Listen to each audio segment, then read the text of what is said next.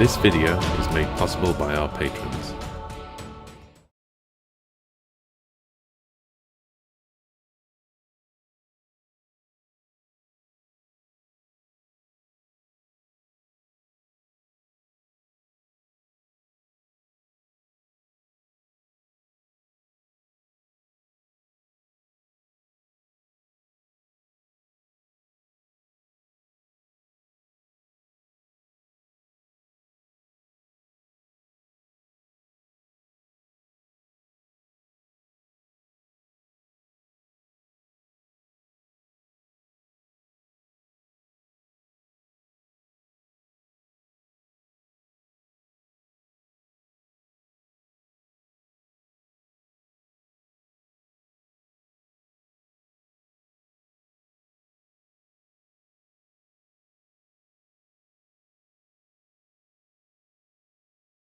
Right, okay, let's see if we can fix this device. Yeti Stereophone. That is right. Okay. Hello, everybody, and welcome to the WargamerOnline coverage of the Butcher's Tribe tournament. We have a game between John Keatley and Luke Morton, Orruk Warclans versus Slaves to Darkness. I'm joined by Mark and Fabian, two beautiful people. On the right here, we can see the Orruk Warclans list. We have got the Mega Boss on a Maw Crusher, two War Chanters, and a Weird Nod Shaman representing the heroes. The Weird Nod Shaman with that great big hand of Gork allowing the teleport, which is the thing we're going to be looking at for this game. And then we have 6 Gore Grunters, 10 Brutes, 10 R-Boys, and then 2 units of 5 Brutes and the Iron Fist Battalion. And on the side of the Slaves to Darkness, here on the bottom side of the table, we have the Knights of the Empty Throne Varangard Slaves to Darkness, which allows the Varangard to be a hero in the army. So we have the block of 9 Varangard. That's a tough nut to crack. A Chaos Sorcerer Lord, a Chaos Lord, 5 Chaos Knights, 20 Marauders, 5 Chaos Warriors, and 2 War Shrines, and that is all in the Plague-Touched Warband. So those are our army lists. So I know, Mark, you're a bit of an experienced Vanguard Empty Throne player yourself. What do you think? How do you think this? Oh, I should also say we are on Scorched Earth, the Scorched Earth battle plan. You can see there are a lot of objectives here, and you score 1 point for holding one objective, but starting from the second turn, you can burn your opponent's objectives. I believe the normal battle plan is you get D3 points if you burn your opponent's objective, which means you have to hold the objective basically, and then you can destroy it. In this tournament, just to reduce some of the randomness, it's 2 points for every Scorched Earth objective you burn. So it's a tough game to play. I think in general as a match, with so many objectives, you got to make a lot of good decisions. And I'm sure we're going to see some action here from 2 combat focused lists. Mark, expert Vanguard player. What do you think about this? That's you. What do you think? What do you think? What do you think about this matchup? What should we be looking out for while we watch?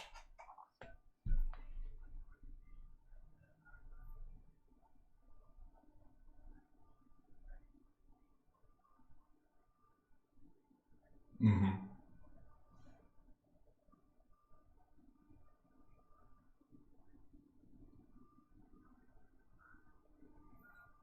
For sure.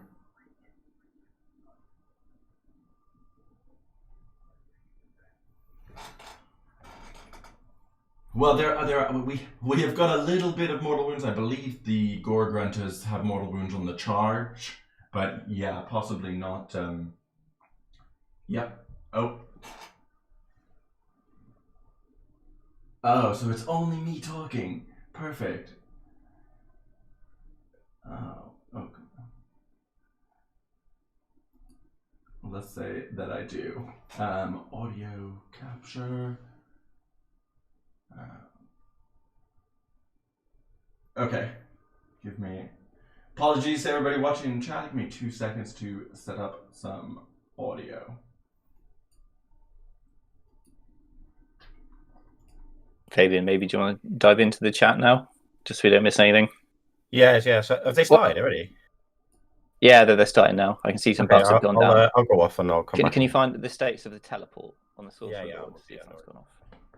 Okay, I should. Mark, can you quickly say something? Hello, something. Yes. Okay. I believe all of the audio is now being correctly captured. Sorry. So you guys missed a lot of good stuff that Mark was saying. So Mark, can you give us Valuable again? information. I'm not sure I can replicate it again. It's Sam. probably best if people don't know those sort of secret tips. So if you could give them the non-secret stuff, like the stuff that's safe for the community to know. Okay. Well, what I believe has already happened is that the War Shrines have managed to roll that 3 and have given the Varangard that buff they needed so much. Okay, all right. So we are into now turn 1 for the Slaves to Darkness. So I guess Luke had the choice. His whole army is in the Plague Touch Warband, so he is choosing, and he has chosen to go first. So he will be up to. So I can see already that the Varangard have got the buffs on them that they need. Mm-hmm. They've got +1 save and re-rollable saves as well, and the re-roll wounds, which means they're going to be a 2-up re-rollable save, which means they're going to be very difficult to deal with. In order to deal with them, you need either mortal wounds or good rend. I'm a bit worried that John doesn't really have either of those things. Yeah, that is all. Yeah, so what he could do instead is he could try and pick apart the buff pieces. Mm-hmm. So there's each War Shrine. He could, like, for instance, if Luke's not careful, that Mega Boss, the one on the big angry dragon cabbage, go straight for it and take it out quite easily. That's one buff piece gone. Another buff piece that is the Chaos Sorcerer Lord, which he may deal with himself just by running the Varangard up outside of their 12, wholly within 12 inches. So that might be dealt with for him. And then there's the other War Shrine, which of course only works on a 3-up anyway. So you could just get lucky there. So I think that's what he's going to have to do. Luke has taken the first turn, which honestly I would have gone second myself. It is often the safer. It gives you sort of you get a little bit of strategic. And this is the teleport. This is why Luke wants to go first. I think he's got that teleport off from the Sorcerer Lord. So that to cast that spell, you need to roll 7+ on 2 dice. Now, I've tried this a number of times, and I can never seem to bloody do it when I need to. So I think that's where you go first with. Now these guys are unbuffed. I believe. Yeah, so the buffs double check that, which means they're going to go straight into the brutes here. If they're unbuffed, I'm not sure I'm going to. They'll take out a few, but I think you'd want them to take out more than that, wouldn't you? I'm not sure if he necessarily wants to charge them in, or whether he's going to use, he's going to charge them in to try and kill anything, or whether he's going to be using them to maybe steal an objective for a turn and hold them in place. It's a really good point, actually. Yeah. It seems dangerous, right? I played a lot of armies that rely on sort of the tag something on the corner and cross your fingers that you don't get obliterated, and armies like Ironjawz that are just they know how to punch things, right? Yeah, they do. That can be the scariest. Like, those are the sort of armies that are scariest to try and tag. There are armies like Ideneth Deacon who are great at fighting, but if you manage to get the charge into eels, they're not as good on the charge, and you could sort of hold them in place. Exactly. Whereas Ironjawz often are like, the sooner I'm fighting, the happier I am about it. One thing to note as well is that you can't burn objectives in the first battle round. Yes, correct. So these guys might be able to steal Good point. They might be able to steal these and give an extra point or two, but they won't be able to burn them, which is what I think Luke would prefer. Yes. So let's see what happens here. So the Varangard have run up as well. Now they're just going to be sat there. They can't run and charge. They can run and pile in, so they've got to finish their run within 6 inches. Now, that ain't 6 inches. That's not by my maths. So what was another thing about these Varangard is they've got this horrendous save here with all these buffs on them, which means that what's the point of charging them with anything? Because you're not going to do anything. Yeah, I mean, I guess what you sort of are asking yourself is, how do I? You can't completely ignore them, right? You can't let them just run from objective to objective to objective, killing what's on there and scoring, because neither of these armies has 40 blocks or things like that. And another thing that we should mention is Knights of the Empty Throne, the faction for Slaves to Darkness, allows any of the heroes, when they, at the end of the charge phase, they can pick an enemy unit holding an objective, and they roll a dice for each model in that unit, and for each 3+, the unit's ability to score the objective goes down by 1. So if you have 10 models on an objective and your opponent rolls 3 3+, then you will count as only 7 models on the objective. So these Vanguard are good at capturing objectives. So you've sort of got to think, you've sort of got to be doing the calculations in your head of like, do I have the ability to hold them in place for long enough? Maybe tagging them, which is very hard because, as you say, they have a 6-inch pile-in, so they can just retreat and pile in. They can't retreat and charge, but they can retreat and pile in if they can get within 6. And if not, you have the damage to sort of kill / neuter them even through that 2-up rerollable, which is requires a lot of damage. But sometimes you've got to just say, okay, I'm going to put everything that I have into them and just pray. But yeah, that is an option. one of the things here that Luke gains by going second is because he's got his buffs up, even in the event of getting double turned, he doesn't have to re-roll to try and preserve his buffs on these Vanguard. So they right here in the middle of the table. So, but again, it's a tough game because it's not just going to be about the fighting. It's going to be about, both teams have sort of sparse unit resources in terms of the number of units they have. And again, there are 8 objectives. So you're gonna have to, both not get completely destroyed in terms of your army getting split in half by combat damage, but also make sure that you're putting things in the right place at the right time. Yeah, absolutely. So it's a big brain game. It's going to require some big decisions from both players. Like you can already see, okay, this unit of 10 brutes, this is one of the bigger combat threats in the Ironjawz list. It's split across 2 objectives. It's playing that objective game. And you're like, ideally you want your brutes just fighting, but when there's so many objectives, you've got to be smart about your allocation, which obviously John is considering. Both the objectives as well as having them in the middle of the board ready to fight. I think if I were John, I would want these Marauders to charge in. Yeah, absolutely. To be honest with you, I think they'd receive more damage than they take, because I don't believe they've got any buffs on them. I don't see any of these tokens, so I can only assume they're as they are. It'll hurt these brutes, absolutely, but it won't kill them. I don't think so. I almost think if I were teleporting the Marauders for something like this, I'd almost have wanted to see them maybe over here on the left side in almost just a screen where in the Ironjawz turn, this Maw Crusher is only going into the Marauders. I can see that. But the Maw Crusher, I believe it does fly, right?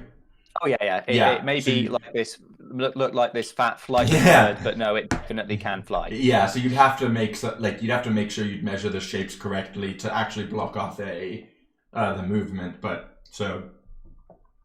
Luke has played this on me a lot, so I'm sure he's got a plan, which we will see unfold, or maybe not. Maybe we'll just see it get destroyed instantly by Ironjawz. We can. So Eric has asked in the chat, with the 2 Chaos War Shrines, whether they can sort of both attempt to buff the Vanguard, and the answer to that is yes. You can see that they're wholly, well, if Luke's done this correctly, which he has, they're both wholly within 18 of the Vanguard. So he kind of gets 2 attempts at that. So yeah, he can fail the first one and then get it again. We should know that. It looks like the Marauders have made their very easy charge. Yeah, so Marauders they are going for it. The Marauders, one of the reasons you like teleporting Marauders is they always change the lowest dice of their charge roll to a 6.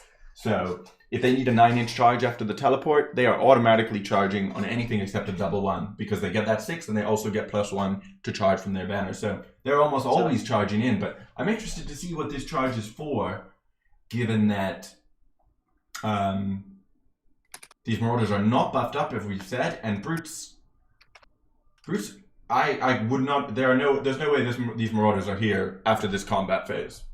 No, I wouldn't have thought so. So the brutes have 3 wounds each and a 4-up save. I just can't say. I think I'm going to go with 3 dying. I'm going to go with 1 dying. 1 dying. Okay. I'm going to say 1 dies. 1 die. Wow. Okay. I got a little bit more faith in the Marauders. Without buffs, no, right? Do they have rend when they're above 20 or 20 or above? Yes, they do. So Yeah, they will have 1 rend. They're going to have +1 to hit and 1 rend. So. Yeah, so 3s and 4s. I mean, maybe. So I would have thought one of the War Shrines failed the buff there, because normally you'd want them to have reroll hits and wounds, but they don't have that, which will make them a lot better. Yes, reroll hits. All right, so we are having the rolling is coming in, and let's see. Here we go. Let's see. Looking for 3s. Oh, that's a good roll. That's a good roll. And he's re-rolling 1s as well. So I wonder why that is. It could just be the generic reroll 1s buff that you can give them from any hero. Oh, the Vanguard could give it to them, yes, because they are. Yeah, and then it's 4s, and that's another pretty good roll. Yeah. Okay. So that's 23 at -1. So we're looking for 5 up saves now. Now, to stop being to help us, they're trying to color code them, but and obviously the 6s are +1 damage. Oh yes, because 12. Yes. Okay. So yeah, it was a big underestimation for me. We had some nice rolls, and we had reroll 1s. So I think that's 15 damage. So that's 1, 2, That's 3, 5. 4, 5. Okay, we were both wrong. Wow, that's a lot more damage than I would have expected.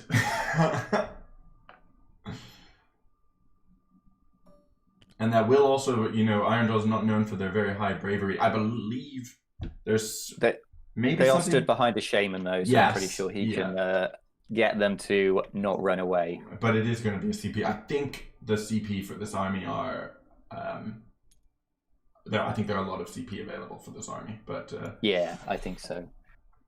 So there's a lot of different attack profiles for these guys. Yeah, they've got many different weapons. So just when you think it's over, it's going to just be starting. And remember as well, 6s to wounds. Does a more wound back on you. It's like a little sting that the this has. Oh, that's a terrible roll. That's not good. Oh, 3 6s. I think that might even be 3 mortal wounds. Oh yeah, it is. Yeah, so that'll instantly kill 1 brute. That's not. So yeah, I mean, that's not good. This is again. You've just 3 dead marauders back. Was that 3 mortal wounds as well? This just shows, you got to have the experience playing your army, because I would not have thought unbuffed marauders stood a chance fighting against brutes, and they just have. I thought they were going to take out some. I didn't think they'd take out half of it.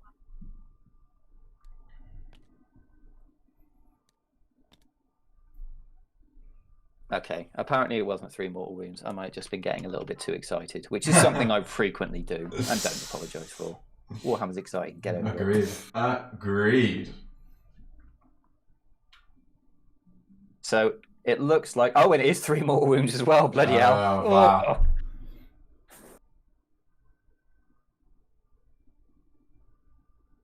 God.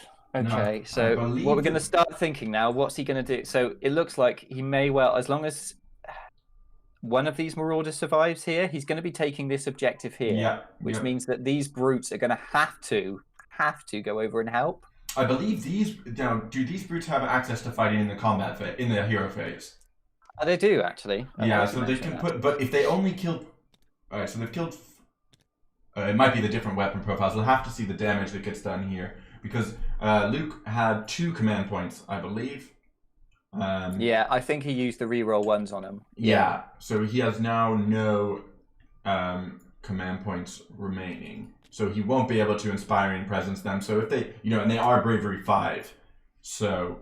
Well, we've just done a Battle Shock. So he didn't use a CP. And he rolled a 6. Oof. A 6 comes through for the Battle Shock. So that. Oh, wait. Are we talking about the Ironjawz? Yeah, is that Ironjawz? Because that is. No, I think that was the Marauders. So yes, these, Marauders, these I was about to say, these brutes bloody better be CP. Yeah. Okay, that went way better for the Slaves to Darkness, and as someone plays Slaves to Darkness, I probably should have seen coming, but you know, well, again, you know, you look at those rolls for the hit rolls, right, and where you're making, you know, I think you made what, like 85% or something, 80% of the hit rolls, and you know, that can always be, you know, the opposite. But yeah, I mean, it showed, even if he hadn't killed quite as many, that would have been, you know, if he killed 3, as I think you were sort of correctly predicting, which is maybe average. That's still a good return for them, and they did not take the damage back that they would have had to. And I think, I'm not sure this brute boss got to attack, but we couldn't remove models from this side because we couldn't. Obviously, you don't want to be removing your unit champion. Right. Before we start praising Luke, there's one glaring thing that he may have done. Can you spot it? I'm gonna say no. So, this shaman can teleport, much like the sorcerer lord. Mm-hmm. So pick a point on the board. Yes. That doesn't have a unit within 9 inches. Yeah. He can teleport stuff now, so he can get his revenge, quite frankly. Yes. And so maybe it's not a mistake from Luke, really. It's more like, what can he do? Yeah, exactly. I think, but again, with Scorched Earth, there can be this sort of tendency to try and defend all your own objectives and just give your opponent a bit too much free reign of how they want to do things. Yeah. So this looks like, I believe we are into the Ironjawz hero phase, and this might be the hero phase pile-in.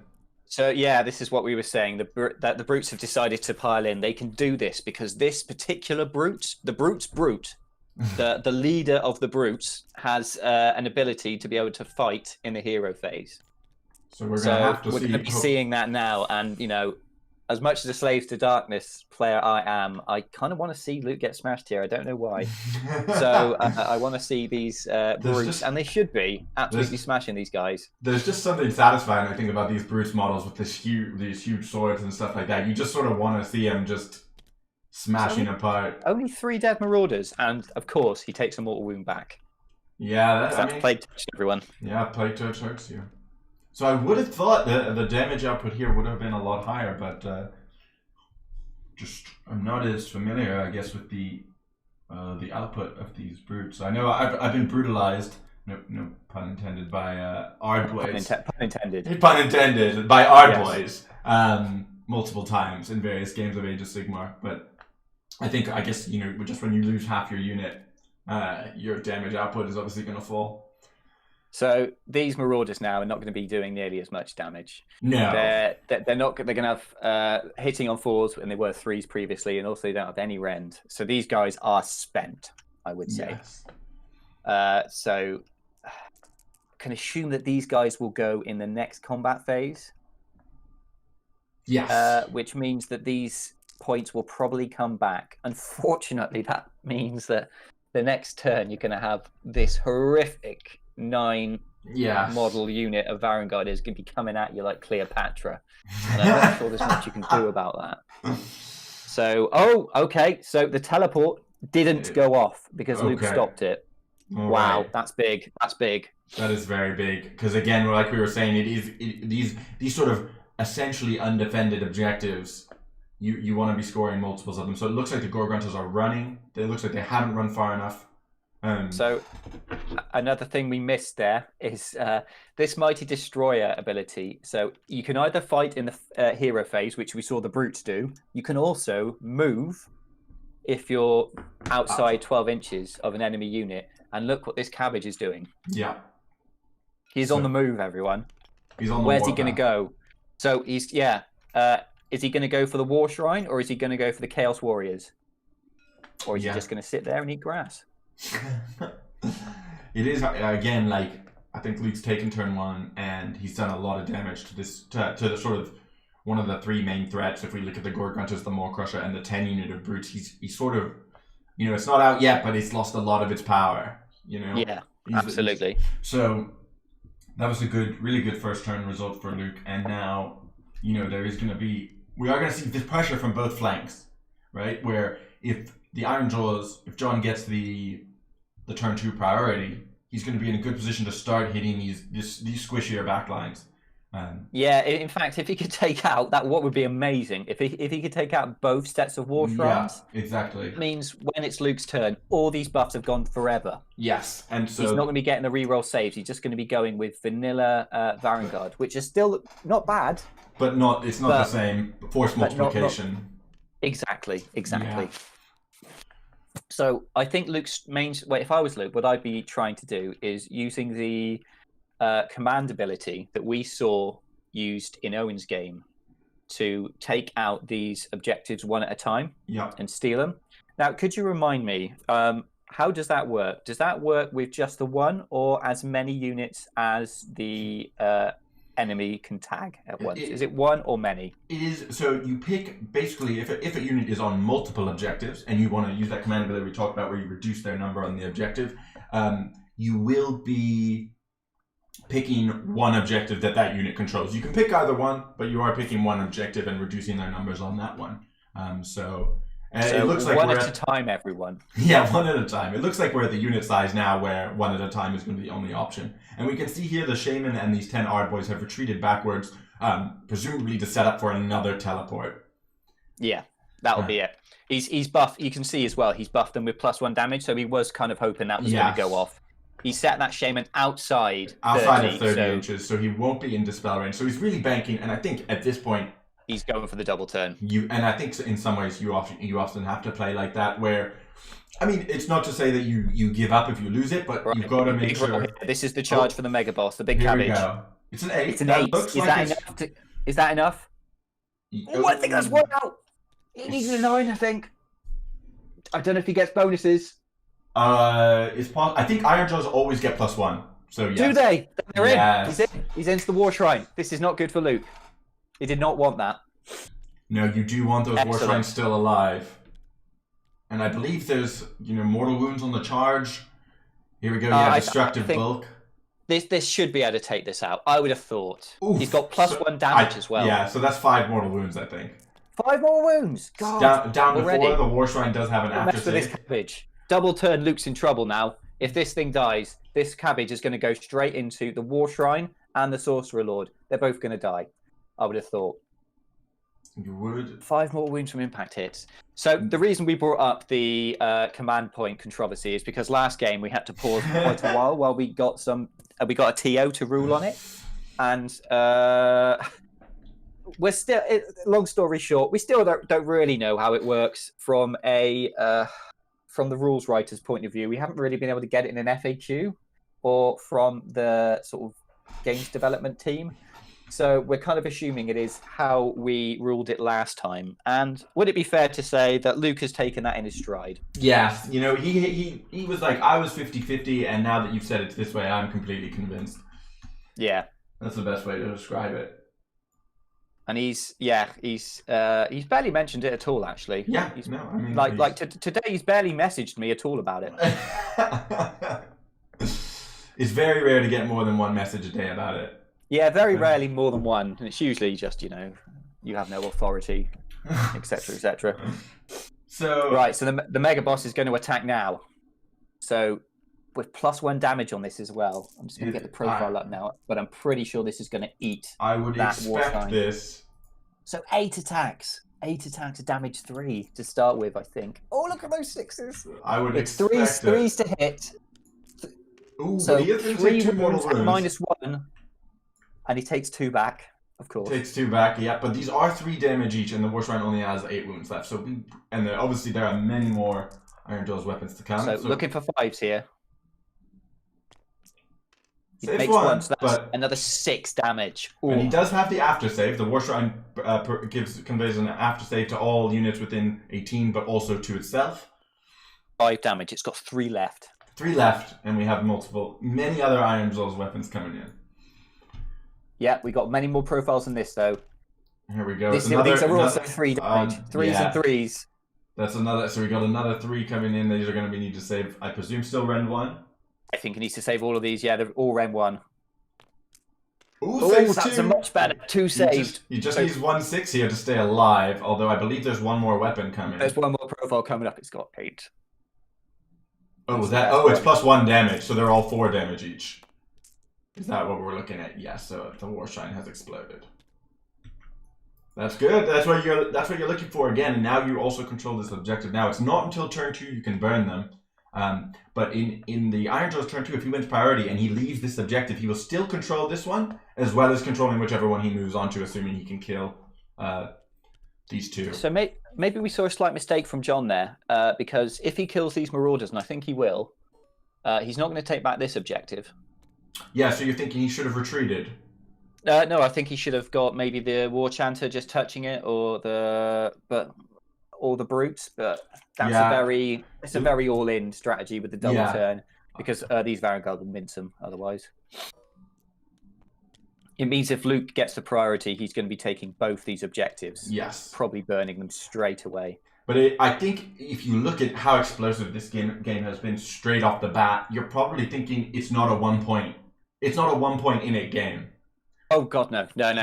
Someone's going to end up, it's going to be a decimation, and I think at that point you maybe are just thinking, okay, I need to be thinking about winning this combat game, and it's not really going to come down. In the last game we saw versus OBR versus Petrifex with 3 blocks of 40 of Mortec Guard.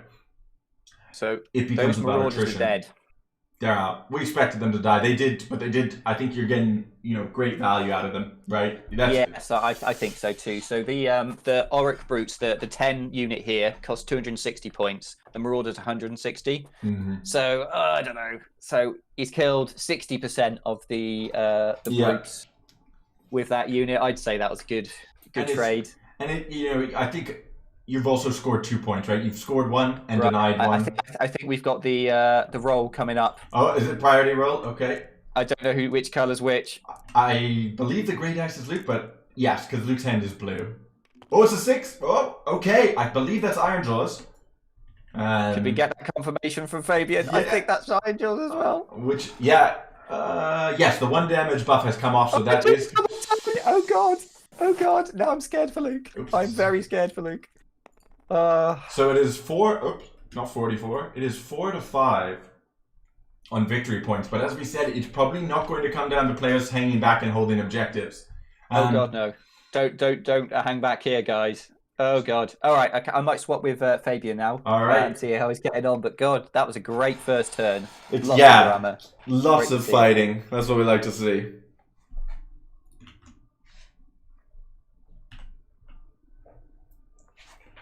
Yeah, so we are going to see a lot of, this is going to sort of crunch on both sides here. And we might see all of Luke's objectives burnt this turn. That's definitely possible. Yo. Okay, so turn 2 priority. Exciting. I said turn 2 priority. So we're now going to see Ironjawz can sort of sweep in here, right? And we could see Luke lose all 4 of his back objectives just burnt off the board immediately, right? Mega Boss goes to the bottom left, kills these 5 Chaos Warriors, and these pigs can actually just run. It's best for them probably to charge into the Knights, but as long as they get 3 onto this objective and 1 onto the other objective, they can burn all 4 objectives this turn, and then that doesn't even end the game, obviously, because there's still the backswing with the Vanguard to deal with, but it's definitely spicy. Yeah, Lords of Azir says going to be savage. Right? There's a sorcerer on that objective, right? Yeah, but so what I'm saying is if the pigs charge in, they just need to get 3 models onto that objective. Oh, okay, yeah. I thought the sorcerer prevented it from being burnt, right?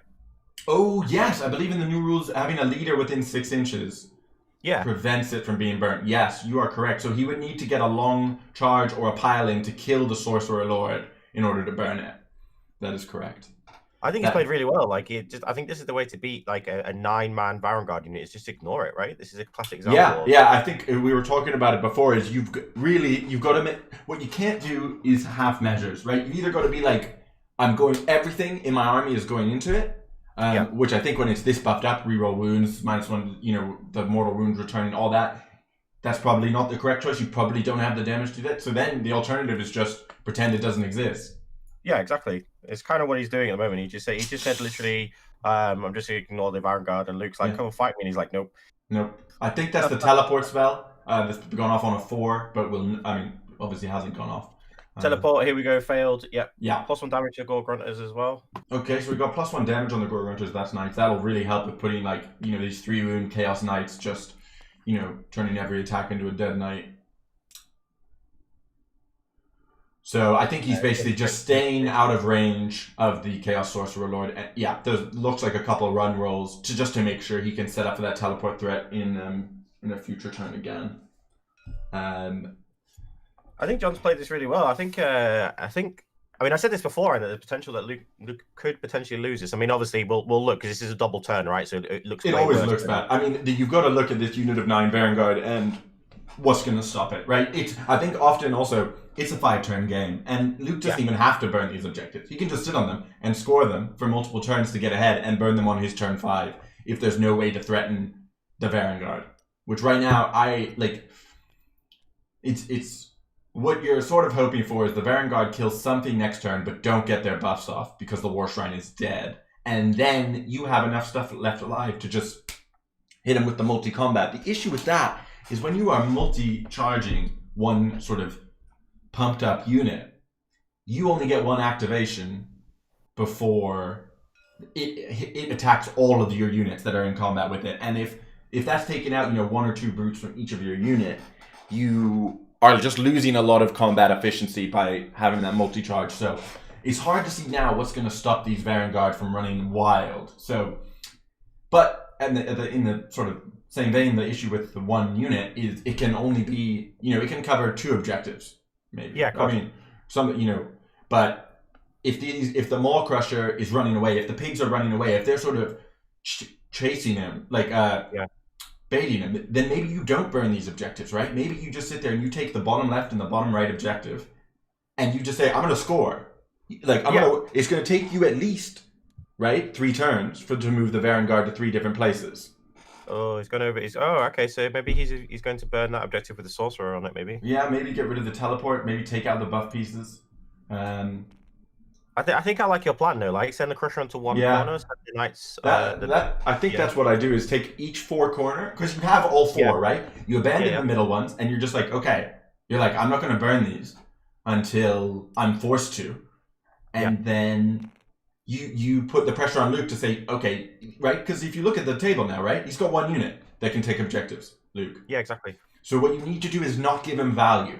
You need to know, and that's sort of why I don't want the Maw Crusher and the Gore Grunters to be in the same place, because then they're both going to get hit by the Vanguard. Exactly. Those Vanguard are going to pile in and attack twice, and so you're just really giving that value away. But also, there's the only other thing I can see that maybe he potentially wanted to do was maybe send the Maw Crusher into the War Shrine and the Sorcerer, right? Kill both of those, and then all of a sudden Luke has got nothing to buff. Exactly. Right? Yeah, it's definitely not bad taking out these buff pieces, right? You're not sad to see that, and he can still come back, right? When he gets this teleport, if he can get it off next turn, he can take this back objective, and he's still in the same position. So, I think that right now it's hard to call. Ooh, is that a 4-inch charge?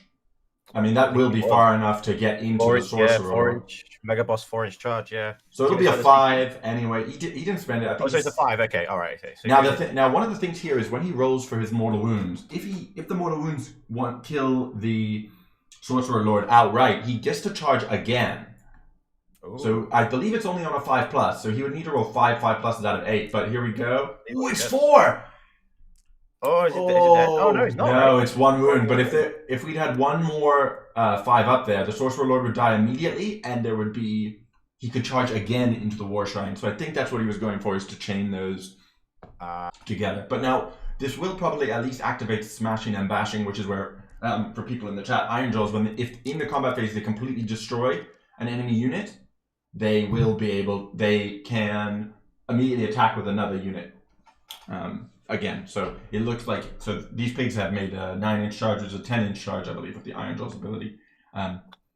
So do you reckon he can pile in around this Sorcerer Lord to hit the War Shrine? I don't think so. I don't think he, unless he has an extra pile in. I mean, he can fly, so he can sort of go directly 3 inches here, but he's 6 inches away basically. So if he has 3-inch range on maybe one of his weapons. He can hit it. I don't think it's going to be enough to kill the War Shrine. Yeah. The War Shrine. Let me check now. Actually, what the range on the weapons is.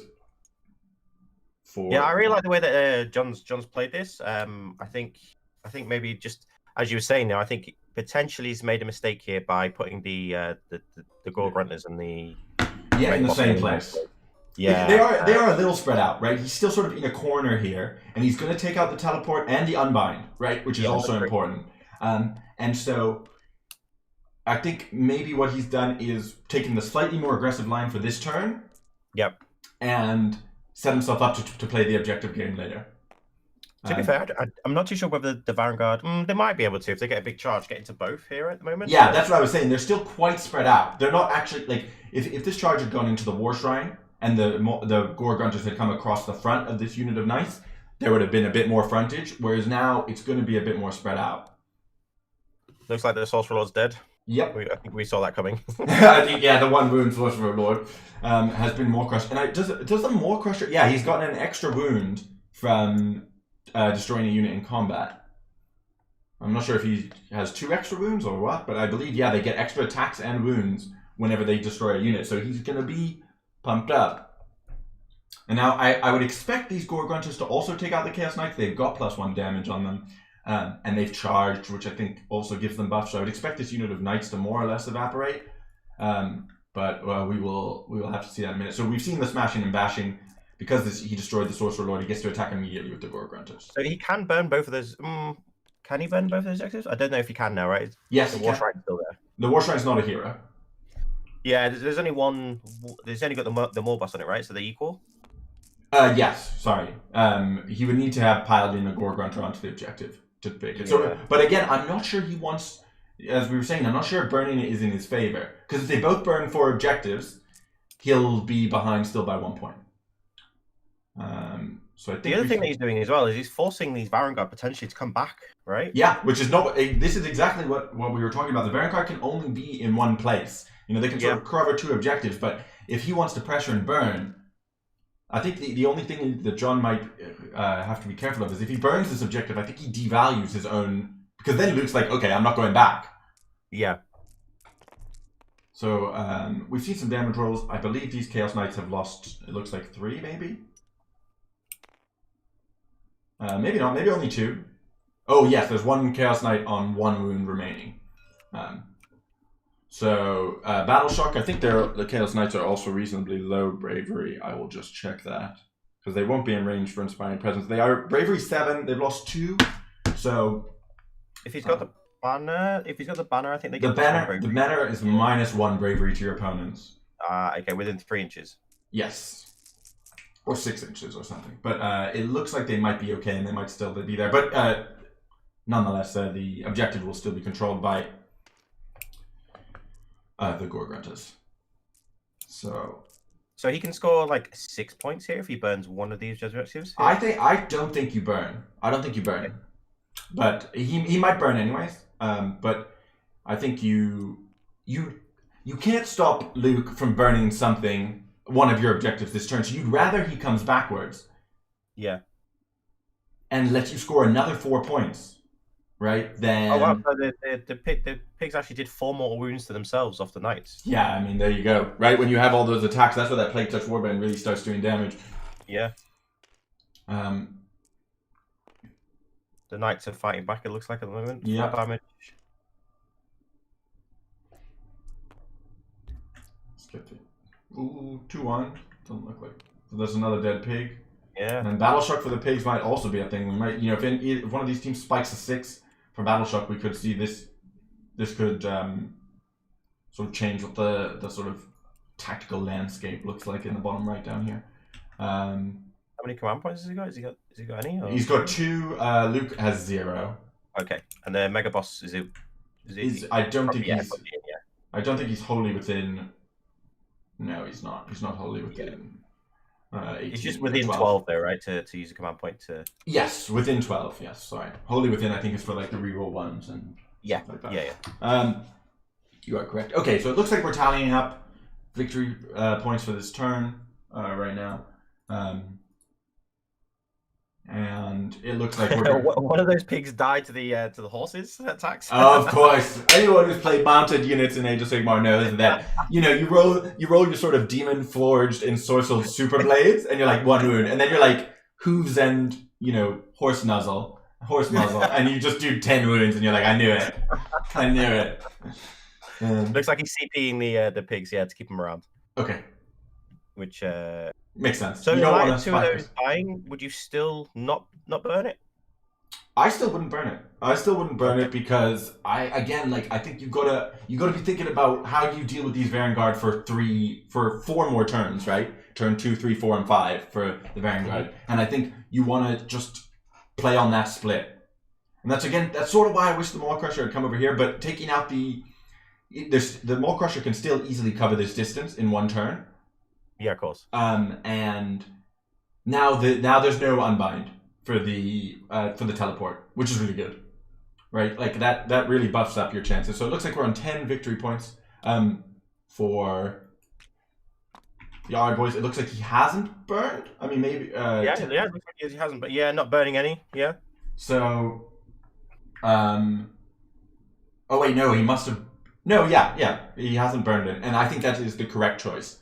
I think this way he's providing that pressure of like, okay, you have 1 unit of Vanguard that I can't kill, fine, but where are you going to put it? Because I'm going to score how are you going to score? And like you look at these 2 objectives have 1 brute on them each, and it's like, but what can Luke put to contest that? There's a Chaos Lord in here, and there's the War Shrine. But that's it. These Chaos Warriors aren't going anywhere without the teleport, right? They're just sitting here on this objective until the Ardboy teleport goes off. And if that had gone off this turn, that would have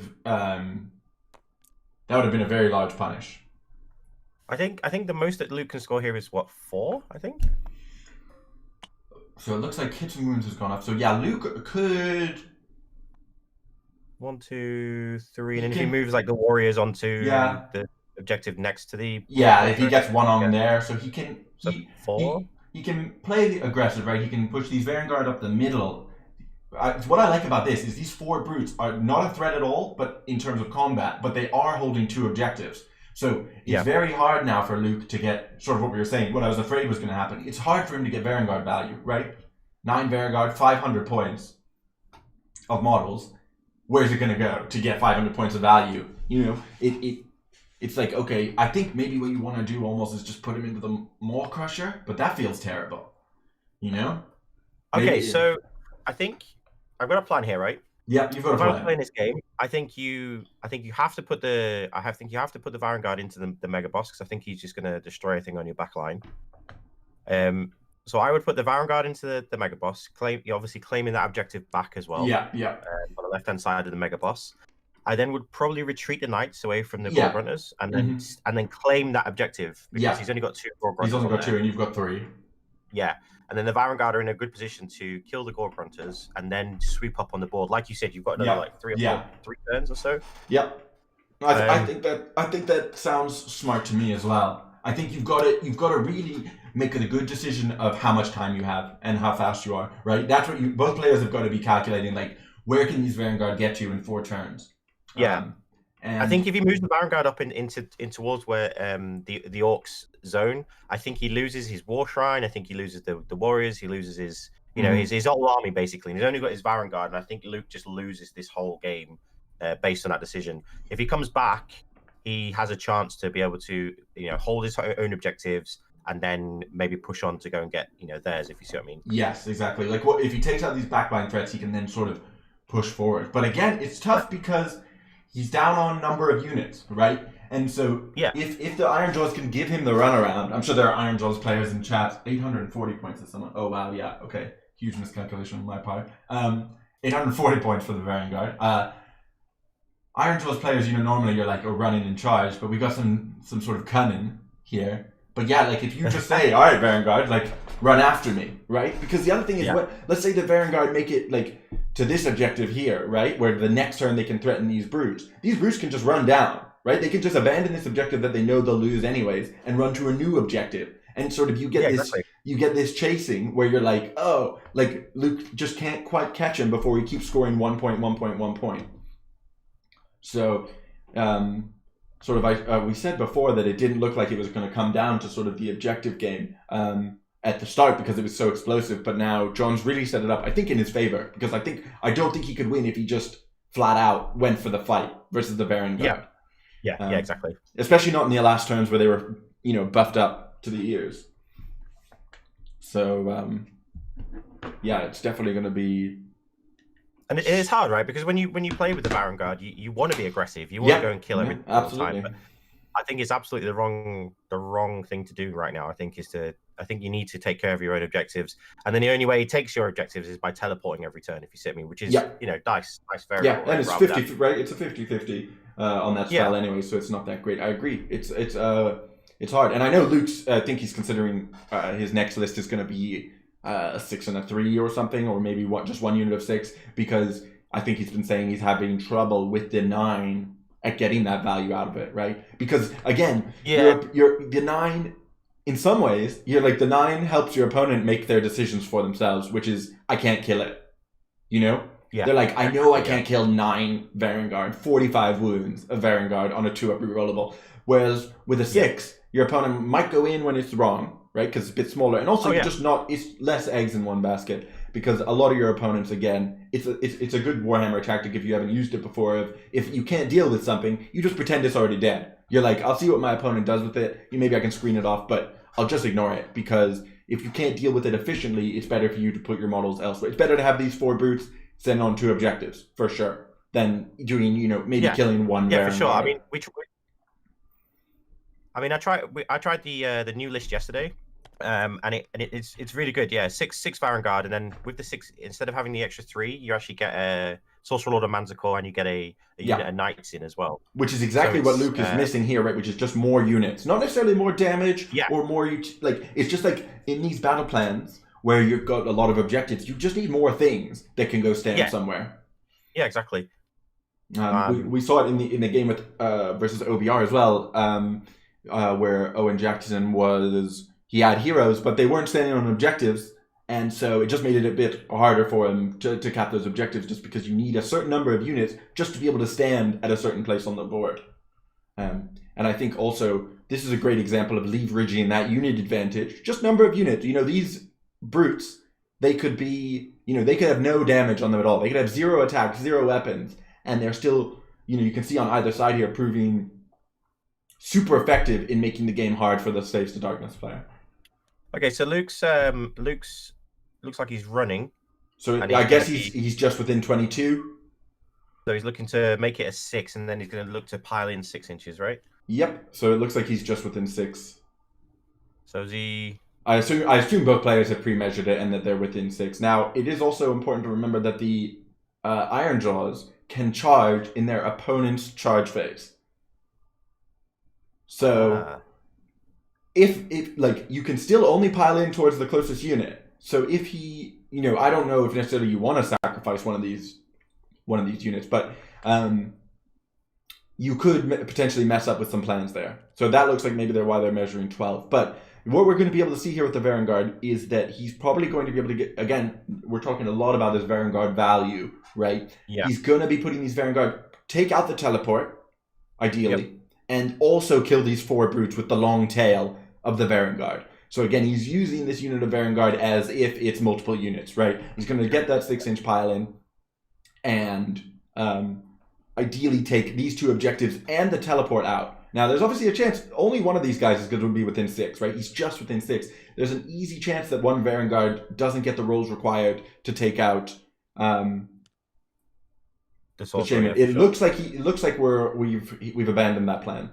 It looks like maybe he decided it was too far away, or he realized the same thing, which is if there's only one in range, he's not going to be able to do it. So he's probably just going for these 2 objectives. And this is what we were talking about. You were saying maybe a bit too aggressive, maybe not playing the long game as much. But again, it is true that if he kills these brutes, he will hold both these 2 objectives, and he also doesn't have to burn them. He can also just then leave and be like, well, can you I go over here and take out these units in the next turn, and I'm still holding these even with no models on them. Yeah, the problem with that though is he's going to lose his backline. Ahead, right? Yeah.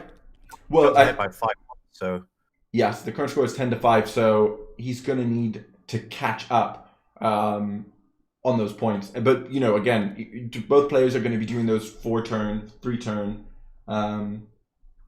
calculations. Oh yeah, Eric Itter in chat points out that having a unit of 9 is also bad because Be'lakor exists. That is true. Be'lakor, for people who don't know, he picks 1 unit and it sort of can't do anything unless it rolls a 5+ each turn. And having 1 Death Star unit, with Be'lakor being very popular in Chaos lists, is definitely a risk.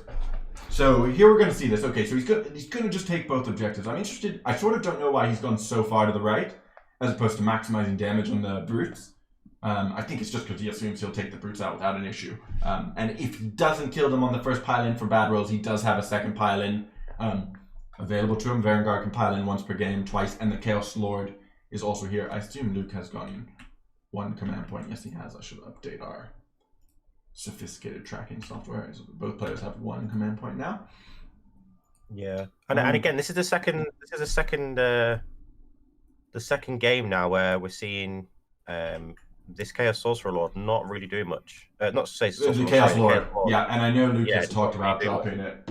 Oh yes, and Eric Hitter also points out you can take the Sorcerer Lord on the Manticore, which gives you the Horde Killer spell, which is another answer to if your Varangard can't be everywhere at once, having that spell that roll a dice for one of those mortal wounds for every model in the unit.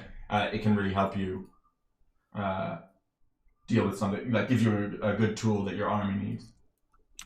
Oh yeah, for sure. I mean, and the main reason why having this Manticore and Sorcerer Lord is you do get those unbinds up, and also being able to have the Oracular Visions on the Varangard. Yeah, because it's fast enough to keep up. Now we're seeing this move exactly like we talked about, which is the Chaos Knights retreating. I think we just measured to see if he would be able to use the command ability to charge in the enemy charge phase. Which again is a huge threat, right? If these Gore Grunters could just charge in, then that sort of nullifies the point of this retreat. Now it looks like the Warclan's moving up the objective, which seems interesting to me because he is going to give up 1 point then this turn. Yeah, I mean I understand that because of obviously the Mega Boss, but I would have moved the War Shrine closer to the Varangard. Because that means if you want to go and kill that, you're gonna have to go move closer to him. Yeah. I think there's a lot. I think often this is also underestimated. Some dice running down there. It looks like these warriors have run, as we said, to hold both objectives. But I think there's a lot of hard decisions going on for both players here about where do I need to be so that I can get the most value out of moving for 3 turns. Because this game is going to be a lot about those movements, a lot about moving. And what we could see now that this Shaman isn't threatened. There's still a priority roll. So Luke's in a decent place because in order to get threatened by this teleport, he needs to lose the priority roll, which is a 50-50, and the spell needs to go off, which is a 50-50. And they need to make a charge, which I think they get a lot of bonuses to, but not guaranteed. So it's fairly safe, actually, to leave this Shaman because it's pretty unlikely that he loses priority and the unit gets teleported and it threatens the backline. Okay, I see what he's doing here. Okay, so he's gonna well, I mean, potentially, he's going to pile in, right, 6 inches. He's going to pile in 6 inches, kill the brutes, and then he's going to pile in again, right? So he's going to move actually 12 inches. Yes, you're completely right. Yeah, so once he kills all the brutes, he's going to be closer to these guys, and he can wipe them out. And if the Chaos Lord runs onto this objective, he will hold both and take out the teleport threat. So the only issue is going to be is if these brutes somehow survive. Yeah, that's true. Which will mess up his pile-in. I don't know why he didn't just pile in into the Orc Mage in the first place. Well, I think I'm not entirely sure. He might just be sort of redundancy coverage, like in case he completely misses all these rolls. Yeah, he's still fully on the objective, but he has got reroll hits and wounds off. So he should be pretty good to go. I imagine exactly what you'll see, exactly what you said, is that he'll pile in over here and he'll be ready for that second pile in. He also might be protecting himself a little bit against the charge in his own phase. Looks like we're rolling a charge here. That's a 6. Chaos Lord is charging, fails. Okay. And that's also going to be a fail, so I assume that's Luke's 1 CP for rerolling it. Not sure if that was War Shrine fails its charge as well. Okay. Going into the yeah. Okay, so now are we going to see a charge, an Ironjawz charge? Because these Ard Boys do get many pluses to charge. But I'm not sure they have... Now, these Vanguard only have their offensive buffs. And Ard Boys, they can pump out some damage. So we'll have to see. Again, it's just a lot of hard decisions here for both players about what exactly they're going to do. And maybe what he's thinking is if his Ard Boys can live a little, he can protect his Shaman and teleport this unit of brutes in the next turn. Because there's a 24-inch range on the teleport. So you've got to be making these sort of decisions on, okay, what exactly am I doing here? And I'm really loving this game because in turn 1, it did look like it was just going to be a smash fest because we just saw the damage come in, and then we've really seen it change into this very tactical play from both players about how you're going to spend your resources, which I think makes it a really good game to watch. And I think it's a great example of when you're outmatched combat-wise against a Death Star unit like this Vanguard, you can still make these plays where you're just... The Ard Boys are charging. Nice, okay. So I think Ard Boys, they get +1 from just being Ironjawz, and I think they get even maybe a +3 or something from... Yeah, Mark's saying that they're getting a +3. Yep, that sounds right. So we'll see if they make the charge. How far away are they? They are 8 inches away, because you only need to be within half an inch to charge, so they only need a 5. Ooh, so that'll be an 11-inch charge. So that, again... And now, these Vanguard are very tanky, right? They are not easy to kill, and the Ard Boys might explode themselves on their 6s to wound, but you still don't necessarily want to get hit by these 2 units of Ironjawz at the same time. If one Ard Boy stays alive, that'll protect the Weird Knob Shaman. Yeah. So... But it is going to be Luke's activation first. He's going to activate into both. This is what we were talking about before with multi-charges. He is going to be activating his unit of Vanguard into both enemy units. So, you don't even get to swing until you've seen what that damage looks like with reroll hits and wounds. And that could just be it. You can high roll on those 6s, do +1 extra damage, and suddenly you're just pumping. And this is what we were talking about Vanguard value. Right now, it's almost as if he had a 6 and a 3, right? He's getting a bunch into the Ard Boys and a bunch into the Brutes, and he's getting that value. So, I think that charge was necessary because you are definitely if you lose your sorcerer, your shaman, your Ard Boys are just in the same position next turn of having to charge in. So, I think he had to do it, but it's scary. This is going to be very scary. This is a very scary combat, and we're going to see the rolls coming out now. Okay, so the rolls are going on now. Here we go. So we've got 2 mortals so far. 4 mortals so far. I think whatever he's attacking now is completely dead. Is it 6s to hit our mortals? Yes, it is, yes. Yeah, 6s to hit our mortals in addition, Yeah. Okay.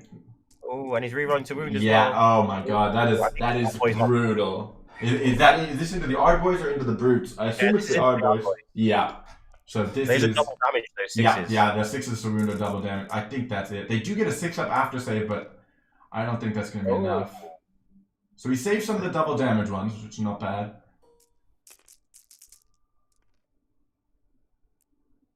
Okay, and now 6 after save. Okay, there's 1, but that is still going to be 1, 2, 3. Oh, these are D3 damage as well. Yeah.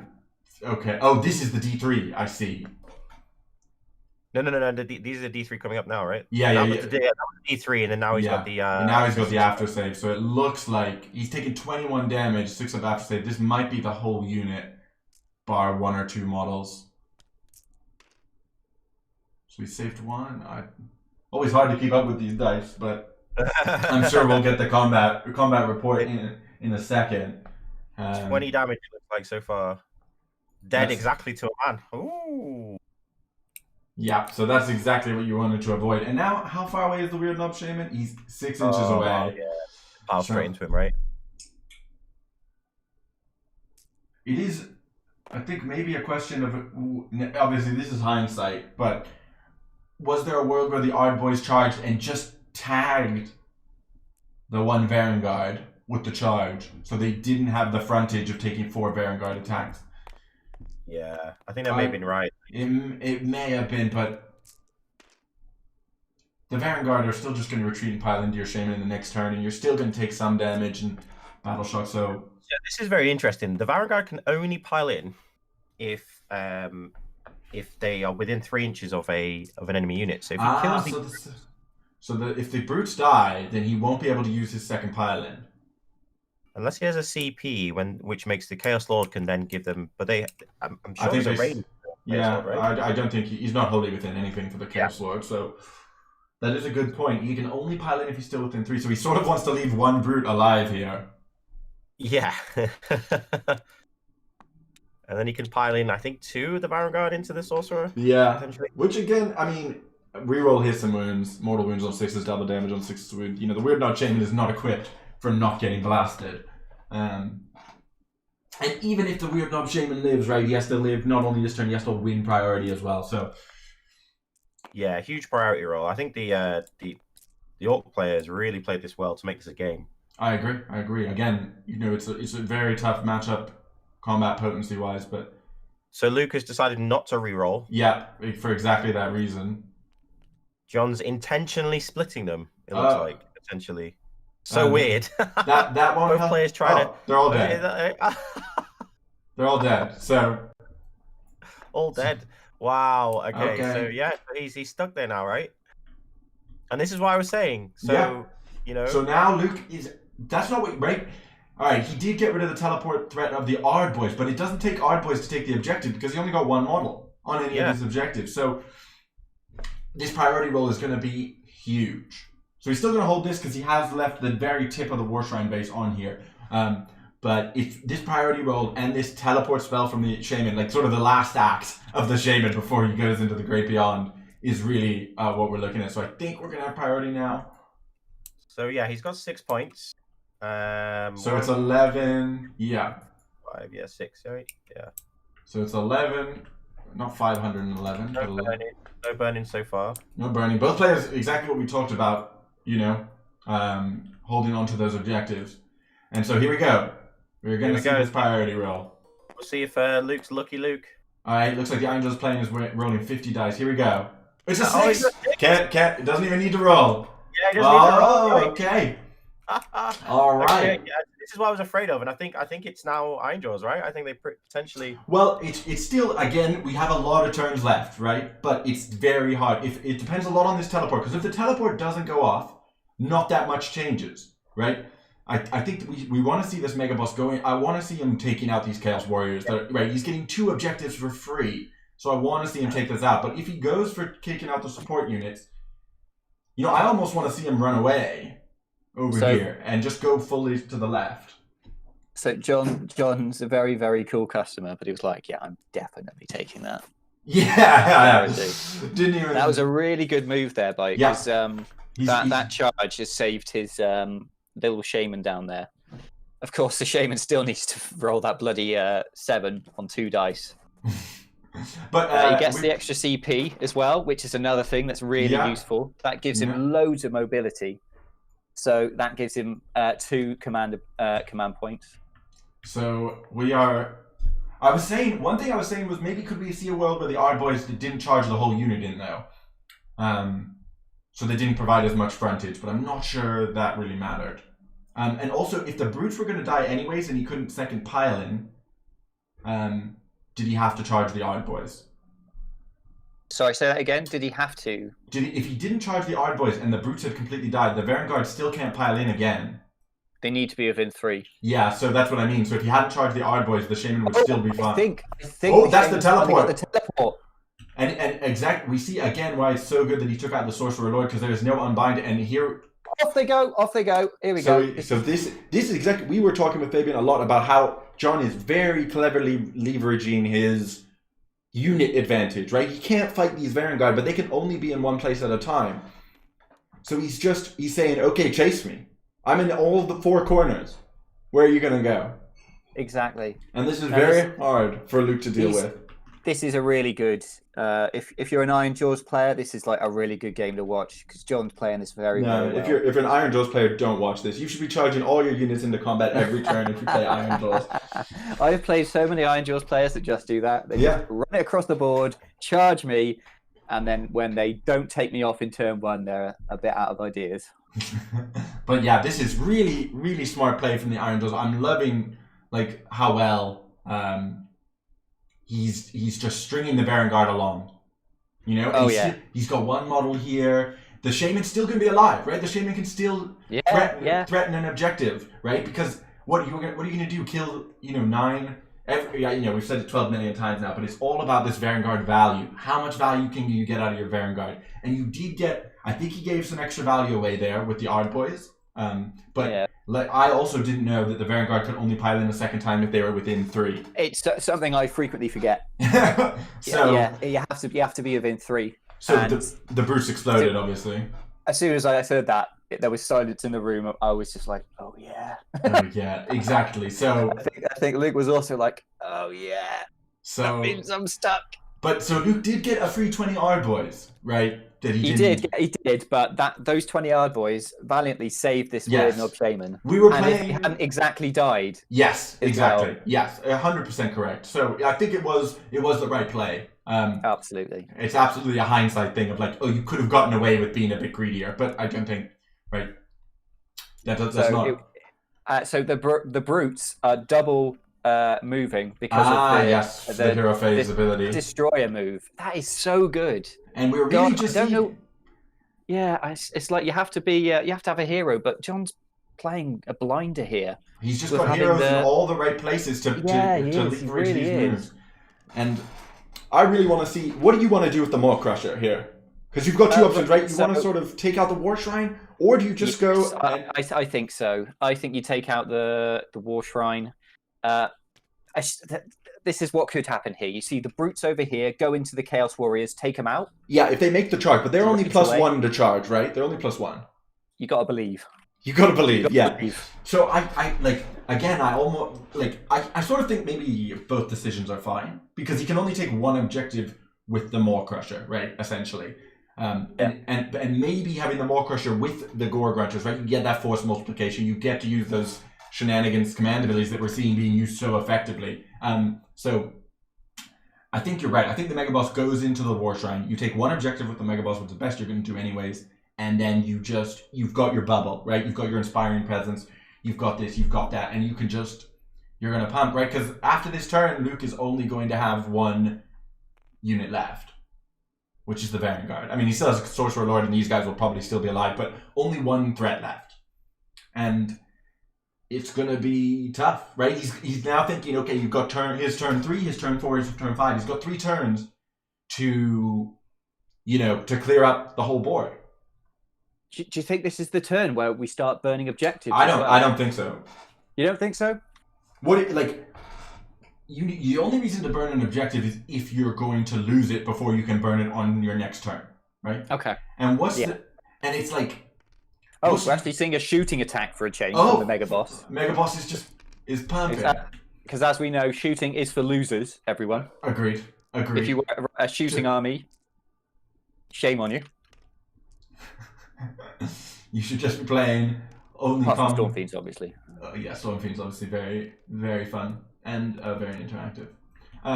Absolutely. Looks like the shooting attack did nothing to support the don't go shooting meta for all you kids at home. But so are these Ard Boys now going to charge? I mean, these brutes are going to charge. So I believe he's an A. Right, yeah, we're going to the charge phase already. John is playing this so quickly and so precisely. Right, this charge is going to be big. Is this the charge? I believe it was a 6. It was a 6, so I don't think he made it. Oh, I think they failed. That is a shame. By 1. No, by 2. What's that charge for? I think the more, but he's fine, right? He gets +1 to charge, and he's only 3 inches away, anyways. All right. Mega Boss rolls that 3, so that doesn't actually matter. Here come the impact hits. Oof! Is that 4 mortal wounds? 4 mortal wounds. He's pumping. Not bad. And no save, so that War Shrine is essentially guaranteed to be dead. What I would battle have round thought is so. it? Oh, I should update our battle round counter. I apologize. This is battle round 3. This is the start of battle round 3. Has Luke lost yet? Says Owen Jackson, famously playing on stream last time. You can't say Owen Jackson's name too loudly, otherwise women will come flocking around. Yeah, Luke's just taking another parity roll loss, which is always a hard hit. As you're sort of, he's probably now calculating like where is he going to send these Vanguard, because these Vanguard, right, they're not out yet, right? You still don't want 9 Vanguard running around in your army. You do not. So, but I'm going to make a bold statement here. I think Luke's losing now. Oh yeah, I think he's losing big time. He's behind. He's definitely behind. But it always looks bad when you lose priority. Yeah, but he's at the end of this. If he'd have got that charge over there, we'd be looking at this board wiped out potentially, and just having the big silly unit of Vanguard and a Chaos Lord, and that'd be it. Yeah, I mean, I don't think you can win an objective game just with those units. No, it's going to be very hard. It's going to be very hard for sure. Because he can just give him the runaround, right? He can just hold these 4 objectives. In Luke's backline. So it's going to take Luke at least 2 turns to get these 8 burnt points. So CP has been spent to stop the brute scoring. Can you do that in your opponent's phase? Yeah, I believe so. I don't know. And wait, has he rolled enough 3-ups? I assume so, yeah. No, wait, it's when you activate it. I thought it was at the end of your charge phase, but it might not be. I believe it's just the end of the charge phase. End of your charge phase. Oh, is it only the end of your charge phase? Hold on.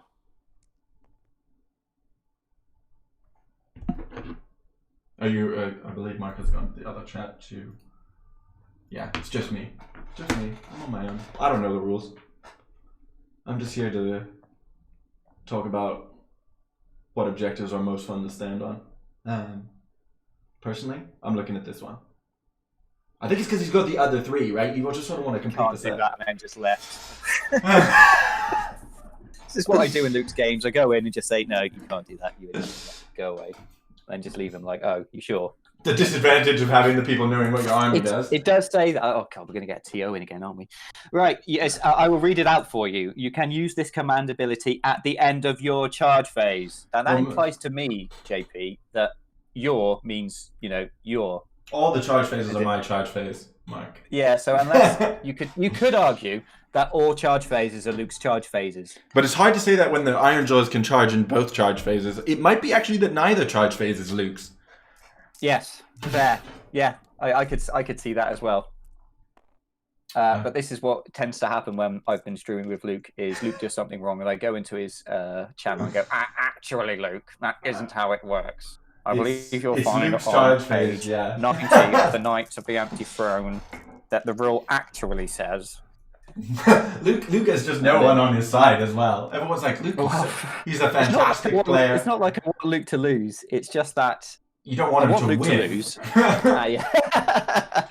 the Knights are dead from the pigs at the top. That's not good. That's and really we will not activate smashing and bashing from that. So this war shrine will probably also take a quick trip to the grave, giving a 3rd charge of I killed stuff to the mega boss buff.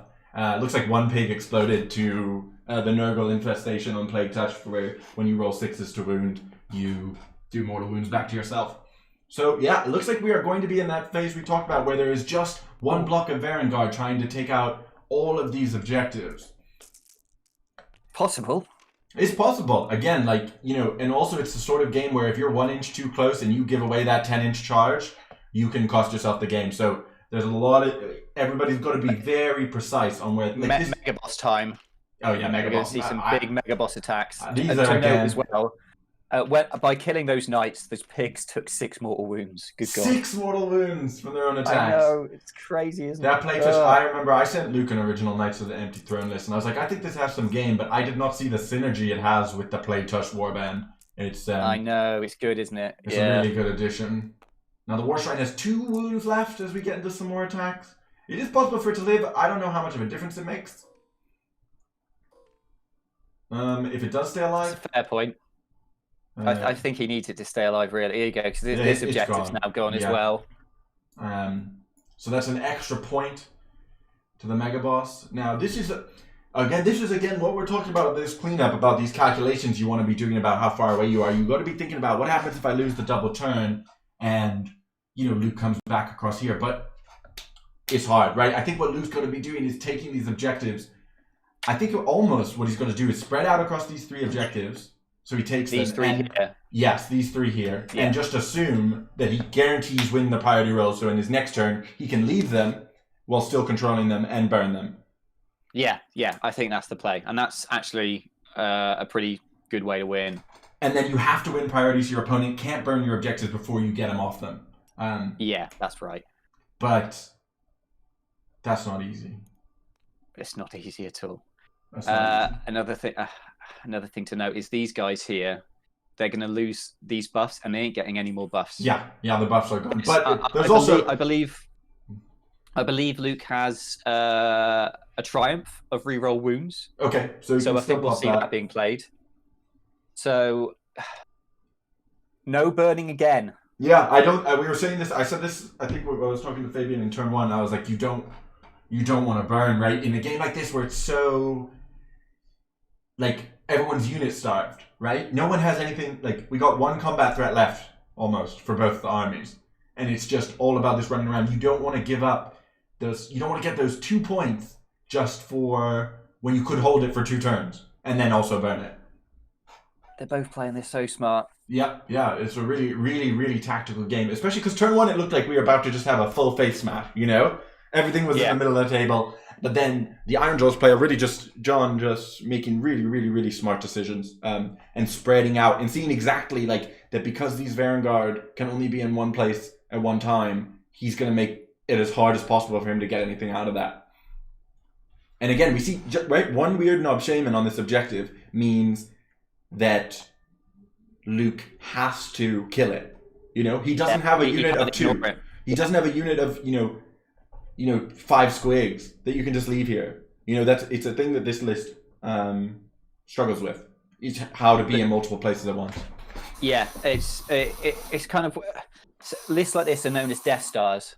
So you've got 1 big unit that does a hell of a lot, but the way to beat them is to ignore them. Yeah, and obviously on some battle plans you can, right? On some battle plans, you're playing focal points, right? Where you're sort of looking at these 4 objectives and then 1 in the middle. And then you're in trouble, right? Because then you've got this block of Vanguard that's holding 3 objectives and just pumping damage into everything. But on a spread out battle plan, right? And I think that's one of the reasons we see these sort of different battle plans being added is that it does change. You can't rely on one type of list. You have to be able to say, okay, how do I compete in battle plans where I have to fight? I have to, I'm forced into these chokes against terrible, frightening units. As well as these ones where it's can I play the battle plans where I need to not fight at all? And the battle plans like this really reward smart play, and I think both players are making a lot of good decisions, and the Vanguard are sort of at a disadvantage from losing those 2 priority rolls and just having a weak list for a spread out match. Eric in the chat is noting that Vanguard are a bit slow for cavalry. They are a little bit, I guess. 10-inch move. They can, however, run and pile in. Yeah. This gives them a 22-inch threat range. And it's a guaranteed threat. It's a guaranteed threat. And it's a guaranteed threat. You don't really have to roll for it. If you CP the run roll to a 6, you don't have to run for it at all.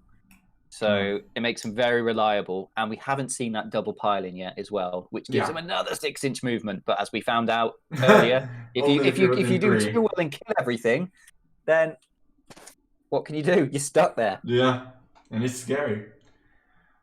But again, it was interesting. Oh yeah, carry on. I was going to say it was interesting listening into that, because as soon as Luke realised that with me, he was just like, "Okay, I've got rerolls and all this stuff. Do I have to use them?" Yeah, no, you're quickly checking. You're like, you may reroll. You're like, it says can, I don't have to use it. Yeah, it's interesting. I think for hits down and that way. So he was intentionally trying to unbuff them essentially. And then when he rolled the D3, he was like, "Do I have to roll D3?" What I was going to say is because the buff says you may reroll hit rolls, you can reroll all your successful hit rolls if you wanted to deny your own damage. Yeah. So he could have kept all his misses and re-rolled his hits. That's a really good point. And his wounds. Just re-rolled the hit, the actual hits. Yeah. Wow, didn't think of that. Yeah, so he sort of maybe shortchanged himself a little bit. We'll tell him that at the end. He'll be furious. And then he would have killed the shaman, and the these brutes would not be over here. Yeah. That again, that might not be the difference, but it also definitely might be the difference. You know, we'll have to see. Hindsight's lovely as well. Sorry, what was that? Hindsight's lovely, isn't it? Yes, I know, right? Yeah, also, when you only have to think of one thing, right? You don't have to think about what are my rolls, what are my hit rolls, how do my rules work. You're just sitting here and you're like, I've picked one rule of this list of things, and I've decided that you did it wrong, and you're not here on chat, so you can't even correct me about why you would have done it. Yeah. It's all easy to say from the caster's booth. So, at the moment, Luke's going to have to make the big decision in a minute, which is where are the Varangard going to go? Are they going to go back up to where the scary stuff is with no buffs? Mm-hmm. Or do they stay down here and try and secure these 3 objectives? Yeah. Now, he can use that command ability now to essentially guarantee stop these brutes from being able to score. Which I believe, if he takes the double turn, will last 2 turns as well. Yeah, correct. So that would be real. That would be massive. In fact, if he could get that off. But here's in this match, often what you want is you're like, my opponent's objectives are worth more, right? Because you can burn them. But in this match, because he can't hold his own objectives at all, he's sort of there's no, all the objectives are worth the same because no one wants to burn till the last turn. So if he's not over on this side on turn 5, he's in trouble. And now we talked about this, Fabian and I, on the turn when he went in for the shaman, for the teleport. We were saying you need to clear out your own backline so that in the late turns of the game you can pressure these objectives that you need to burn. Because now he's left in a situation where if he leaves these now, he might not be able to burn them in his turn 5. Yeah, it's hard. Really tricky. It's really a tricky battle plan, and we'll just have to see how it plays out. He's moving the Chaos Lord. Now, a Chaos Lord is surprisingly choppy. Yeah, you'd be surprised. I don't think, however, it's choppy enough to get through all these brutes. But these brutes don't mess about. you know, sometimes you're hoping you get some 6s, right? You kill 2 brutes, right? You high roll, you kill 2 brutes. They do a bunch of mortal wounds back to themselves, and you force a battle shock test. Now he's got that's the dream. There's only one battle. All right, let me update the score again. It is 16-11. There's only one command point left for the Orc player, so you maybe don't want to burn your last one on that. If you're burning one for a Chaos Lord, that's not terrible. And also, what else is your Chaos Lord doing? You know, he's achieving nothing. He can't battle shock these outside 6 of this hero here. Okay. Assume the big cabbage is the general. Yes, he is the cabbage is the general, so he will be out of 6, so he will force the battle shock. And that's assuming that the Varangard can't go into both of these units here. Because they might get a string out. They probably can. You only need 1 or 2 again to clip off, one of the brutes and force another battle shock test. So again, this is what I was saying before. It always looks bad when you're down the priority turn, but there are still 3 Varangard turns left, and they are going to be. Oh yes. Depends how many weapon profiles the Chaos Lord has. Yeah, the Chaos Lord is actually equipped with, I think it's 6 weapons, which is the legal load. 6 weapons, yeah. We went over it with Luke, and we decided the fairest way was just to give them all the weapons. Yeah, it's just impossible to tell otherwise. We Googled what is a semicolon. No really conclusive results from that. So we sent in the FAQ, and we'll just be using every weapon from the book Slaves to Darkness on this Chaos Lord. So the Chaos Lord, he has, he's not doing anything by just standing here. So, it's one of those things. Maybe you're putting him in if you're putting a couple Varangard in, because also, right, he has 7 wounds. That's not that easy to do if you're again splitting the pile-ins of the brutes. So it looks like we're going to see a long strung out thing here, and I think. Oh yeah. Luke's not going to be giving up. Okay, interesting. It looks like he's going to stick with the plan of sticking in your opponents. Yeah, well, I think one of the things, and I often say this about AOS in general, is make sure you achieve stuff with each unit every turn. And so what Luke's thinking is, does he run back and pass a turn? You're like, okay, he has to run back later anyways. But, why not take 3 of... Oh, it looks like he's fully committing to this side one. So it looks like maybe what he's going to do is use the Chaos Lord to command point the brutes. Yeah, I would have thought so. So he needs to roll 3 ups out of 5, which he should do. Yeah, I mean, I think you're probably looking at almost a 50-50 there. Just let me. And I think if you were to do that, you then burn this one. Yes, because it's going to be very hard to get it back. Yeah. But maybe you don't burn it on the assumption that you can only win if you win priority. Yeah, if he wins the priority, but I don't know. Is it an all or nothing at this point? That again, it's hard to make the decision. Yeah, so he's got an 80% chance of getting three of those down out of his 3-5. So he's almost definitely getting it. And yeah, again, it's these decisions of like, how all in am I? You know, because if you think, okay, I've got enough. Like, if you think I can't win without priority, you don't burn. But if you think you can win even if you lose priority, then you do burn. And these brutes. Where are they going? They're going over here, I guess. I'm not sure. Are they within range to move in the hero phase? I don't know what the range is. I would assume it's wholly within 12. Well, I'm glad you asked me that. And I believe it's wholly within 12. Let's have a look. So it's the Mighty Destroyer. You can use this as a command ability in your hero phase. If you do so, pick one friendly Ironjawz unit wholly within 12 for a friendly Ironjawz hero. So I think they're out. Yeah. Or 18 of the general, so these pigs will still be in range down here. Yeah, so these guys can't. Pigs can. Yeah, pigs definitely can. So there's like these Vanguard, they're fast, but what do you do if he just moves these pigs right next to you? You know what I mean? Outside of 6, so you don't get piled into. But then you have to go around the pigs. You know?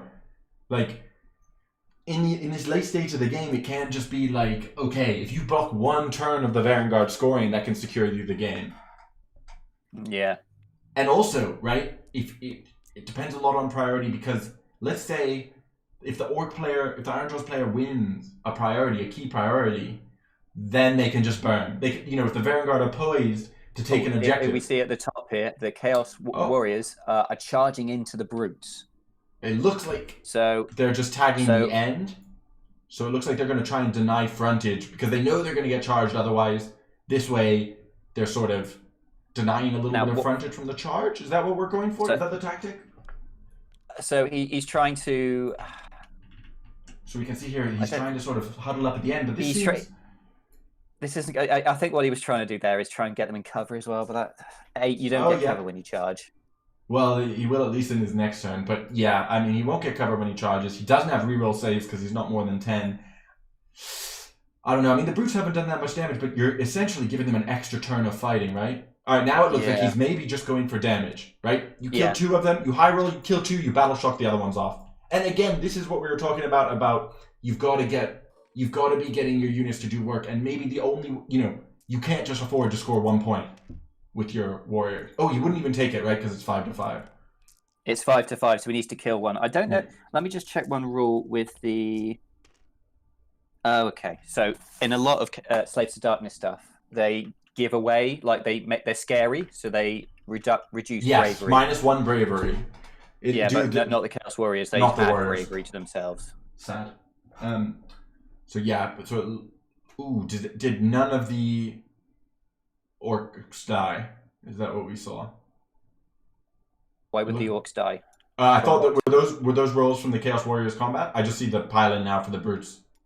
Yeah. So it looks like maybe, I mean, we can check, but I think there was no damage done to the brutes. 2 wounds. It looks like this brute took 2 wounds, but all the brutes are still alive, which is not what you're hoping for. Well, okay. One brute will die, because you'll expect a 6 to wound here, right?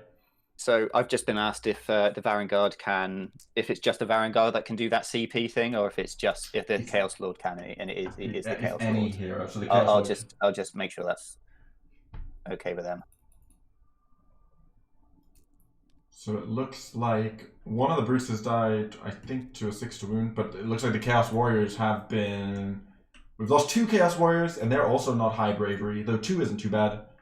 So, but sorry, carry on. No. That was just, we're gonna see a battle shock test, but I don't know how much it's gonna be. So, just to confirm, the Chaos Lord managed to stop these guys scoring, so we did get the 3-3 up to needed. These guys haven't got any on this. So there we do see. Right. Oh god, that's not good. 1 brute dead, 2 warriors dead. So again, battle shock here. You know what? Our bravery are brutes. Yes, there's 6, so 1 could go. 1 could go. Do they get a bonus for anything? from Ironjawz? No. They're just big, horrible orcs. They hit things. They don't get anything like that. Any bravery bonuses. Yeah. Okay, so, and now we're going to see what is probably going to be the last moments of the Weird Knob Shaman. Wait a second. You're not betting on the Weird Knob Shaman to kill 3 Varanguards, split them down the middle, and kill the rest due to battle shock coherency? I'm not, as it turns out. Ah, okay. It looks like we got ourselves a reader. What a smart, we got a smart guy over here on the chat. We don't have a believer. Here we go. Let's zoom in. If we see Weird Knob Shaman, that is the face of like, oh boy, that's a this is fine face. And we get the dice coming in here. We're rolling it out, but I assume both players expect this Shaman to fall. But you know, now look where the Vanguard are. They are as far as possible as they could be from all the objectives. But you also, right, the Shaman can teleport himself, which is problematic. He actually he can't. He can't teleport out of combat. No. No, I'm saying if you just left him alone, though.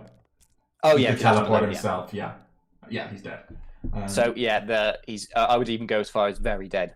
Very dead. Wizard. Yeah, very dead wizard. He's confirmed blasted. So we can confirm that wizard is no more. There is one less wizard in the world.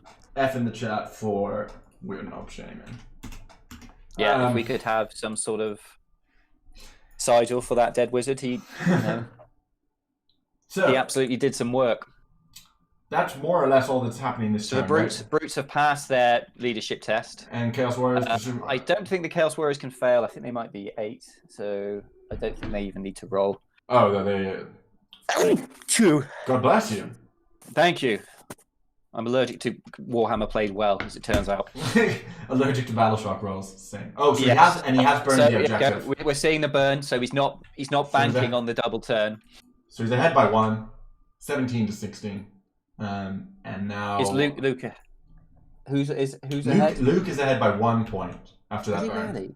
Yep. After the burn, okay. And he was ahead by 1 point, and we talked about. I was like, I don't think this will come down to 1 point in the first turn, but it definitely could.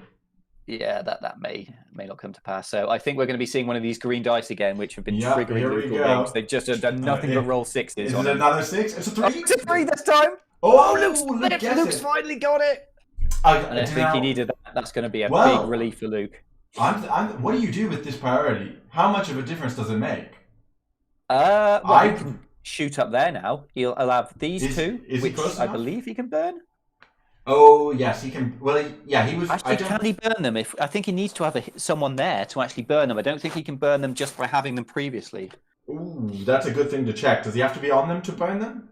A player can raise an objective if they control an enemy territory. No, so they just have to control it. It looks like they just have to control it. Yeah.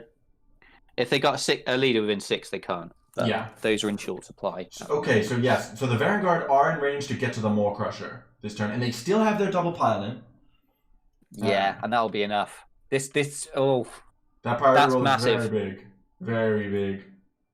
Alright, I'm going to go swap with Fabian now. Alrighty. In this really exciting game. Two really good players playing really well. Yeah, great Warhammer being played here.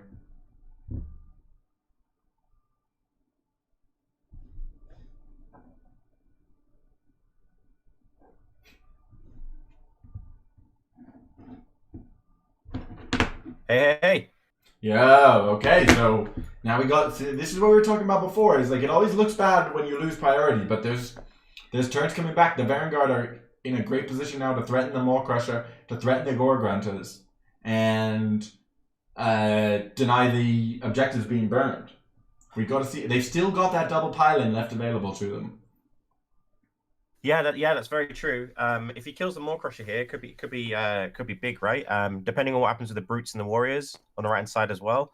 But he's got to be careful. This War Transfer on the left hand side can come back and claim this objective here, right? Yeah, I mean, it's sort of going to depend on like what shape the Vanguard can move in, right?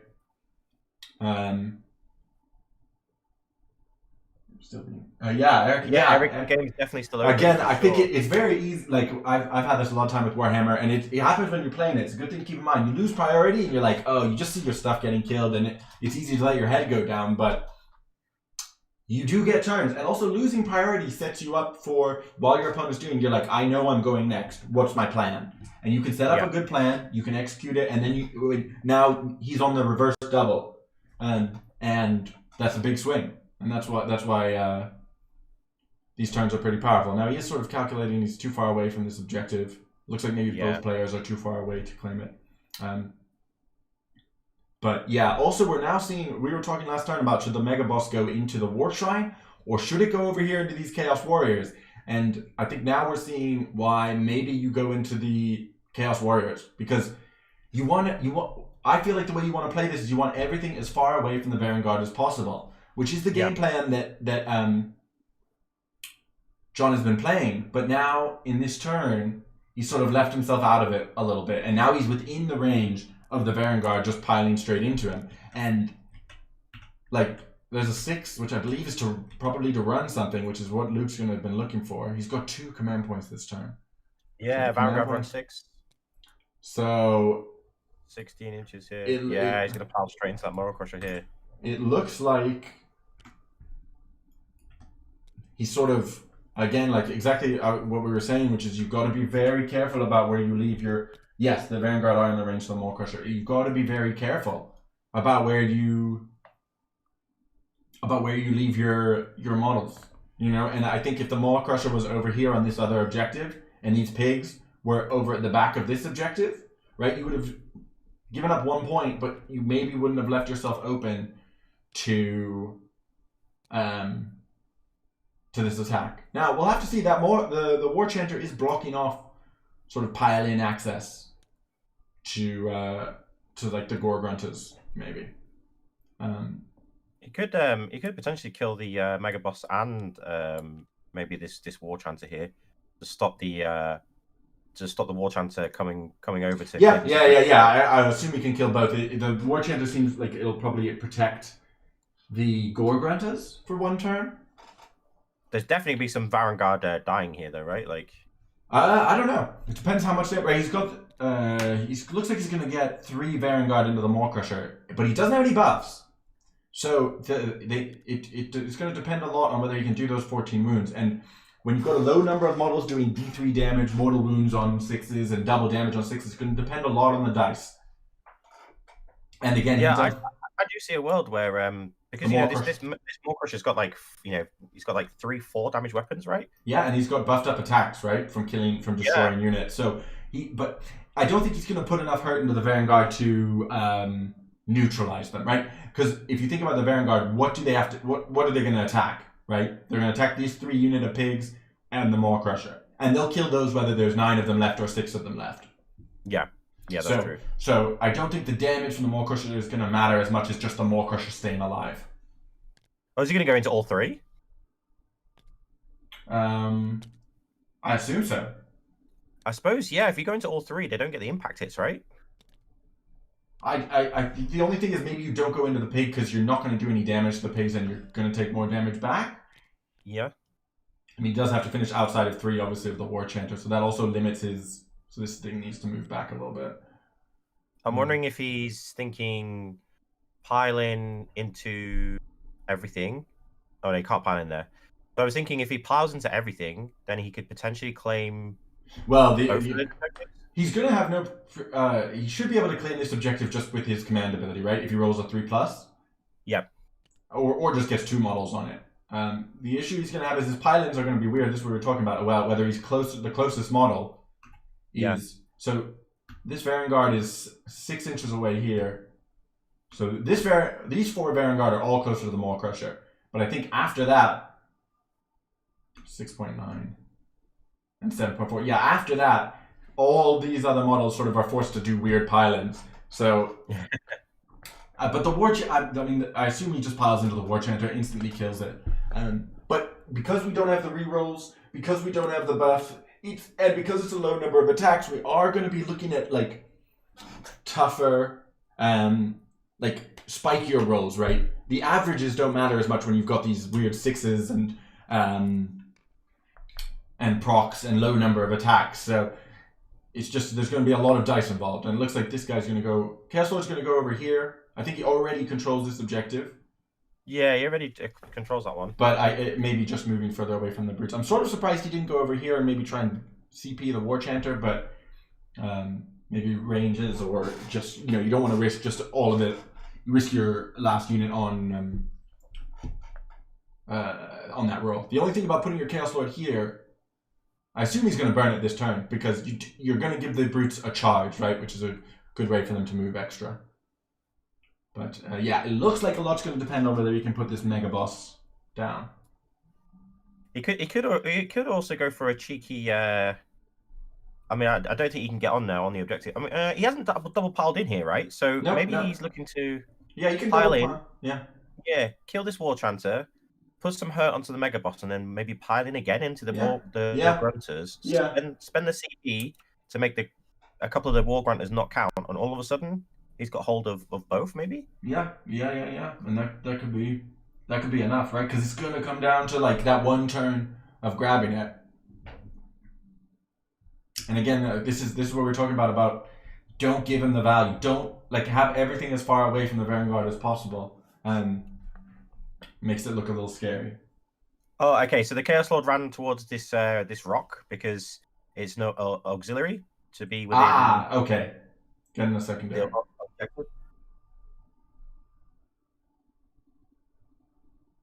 So I think he has to be within. Is it within a certain amount of range of a? Yeah, I think it's like if you're within 6 inches of the piece of terrain at like the third battle round on or something like that. Yeah, that's it. Objective: if you have one or more friendly units within 3 inches of that terrain feature at the end of the 4th battle round. End of the 4th battle round. Okay, so yeah. So that'll be, and we are now on actually turn 4, aren't we? Yeah. I don't know if he's within 3 inches though.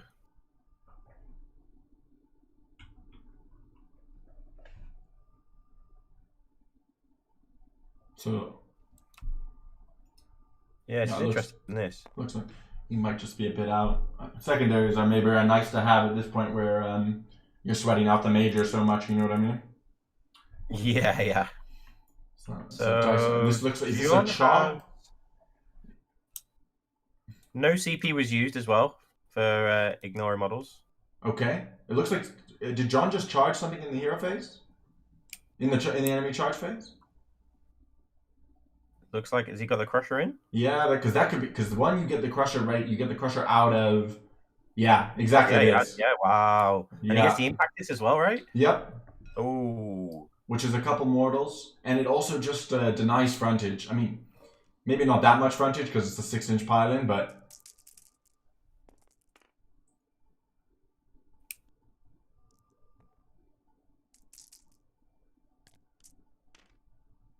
Oh, so three mortals. 3 mortals. And Luke does have to sort of make the decision. Again, he holds this objective already, but you don't necessarily want to remove your last Vanguard from the objective. But he is putting the wounds on it. I think that makes more sense. That obviously he's not going to put it on one of the ones he needs to kill the Maw Crusher.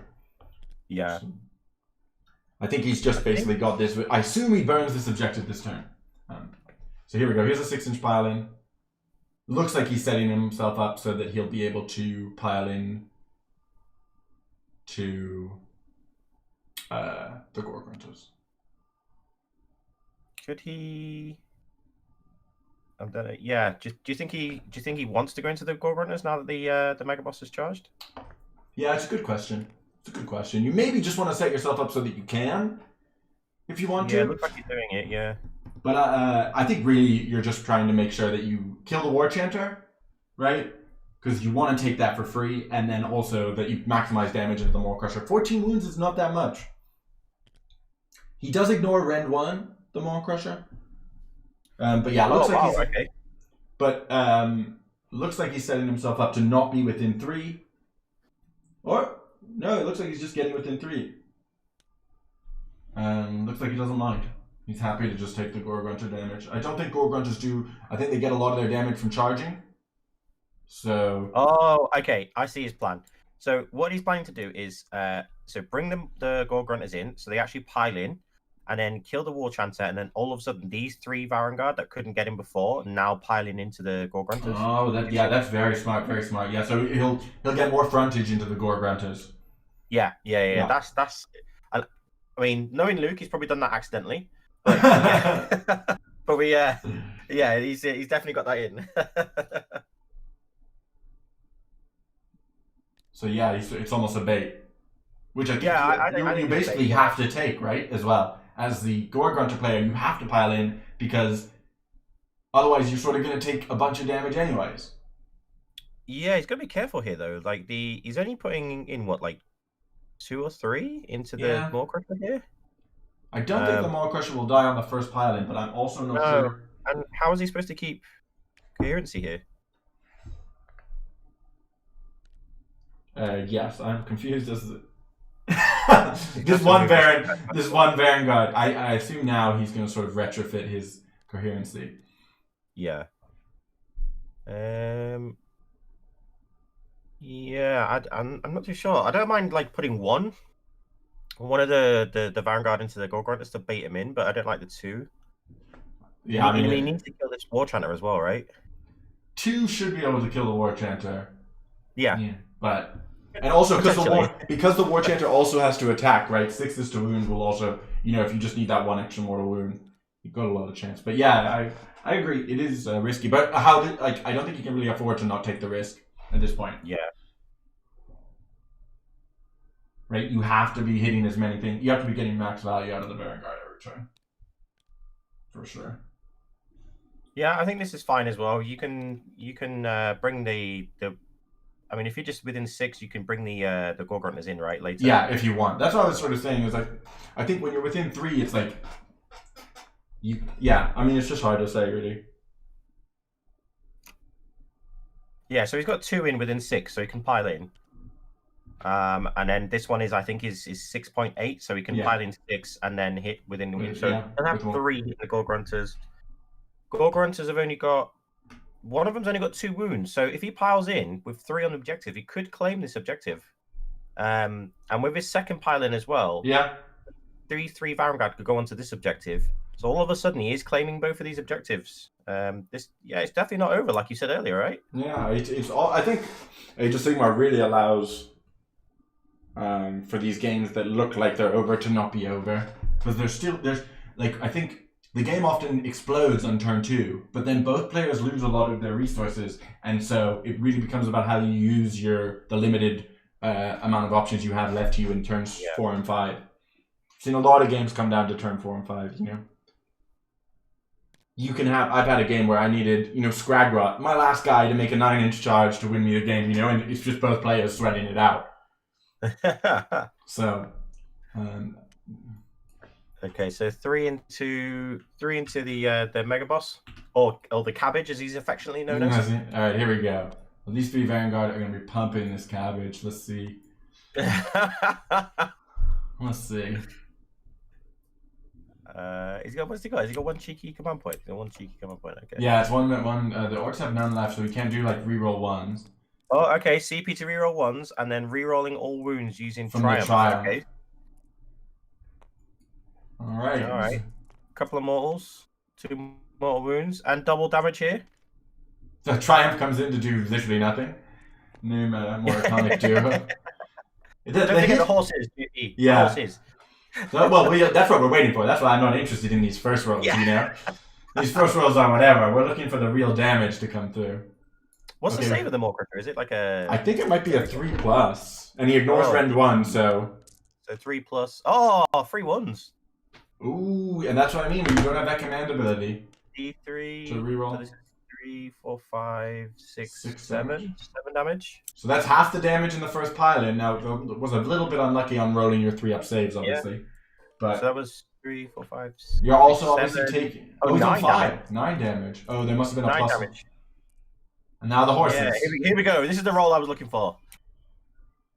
Here we go. Here's the horses. And there is 5 wounds left at the second pile, and it's still definitely doable. Also, there's 1 double damage. 5 wounds, 1 double damage. Here we go. The horses kill the Maw Crusher. So he's on a 3-up. Okay, that's those are the saves he wanted last time with the D3 damage, So the Maw Crusher's down to 4 wounds, looks like. So, but this is what you're saying. It's just because it's a low number of attacks, the variance will really get you, right? On average, the Maw Crusher is fine, but the averages just don't really matter here. Yeah, I think Luke kills the Maw Crusher here because he gets the double pile-in. Well, you just have no right. Imagine where those rolls go the other way, and he just rolls all of his 3-up saves, and it's 0 damage. Yeah. That's a perfectly viable world. It's just seeing what happens now. Yeah, this War Chant is definitely dead. Like the only way that this goes wrong is if the War Chant survives. But the War Chant is about to take 12 million damage. A gazillion. A gazillion. Round it up. Yeah, War Chant is dead. Yeah, War Chant explodes. Okay, yeah. So the Maw Crusher gonna hope to put some damage out here. But also the Maw Crusher, I think one of the most dangerous things to the Maw Crusher here is the 6s to wound, right? Yeah, and do a mortal wound back to him. Yeah, the mortal wounds that just go straight through. Crusher's going back in. See what he can do. See if good chance he kills himself here. Yeah, that will at least protect the Gore Grunters. Shouldn't have hit the horses. Yeah. We've all been there. Eric, where does the double damage 6s come from? So the Mark of Nurgle in Slaves to Darkness gives you +1 damage on any 6s that you roll to wound. So there you go, bud. And then the Plague Touched Warband means your opponent's 6s to wound or mortal wound back, and there's one already. So that's 25% of his wounds. 25% of his wounds done.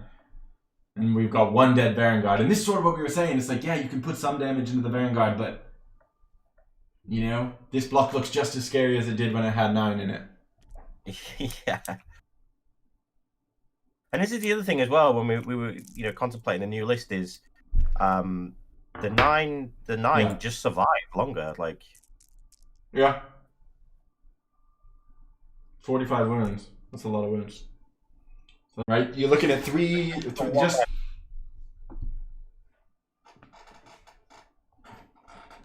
2, 3, 4. And I think,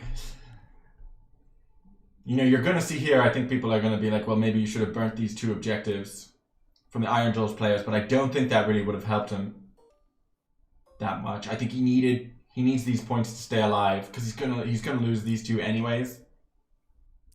Like the Warriors are fighting now. Oh, yeah.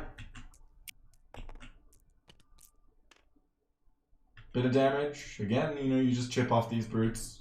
Battle Shock test. And get all of them value out of that.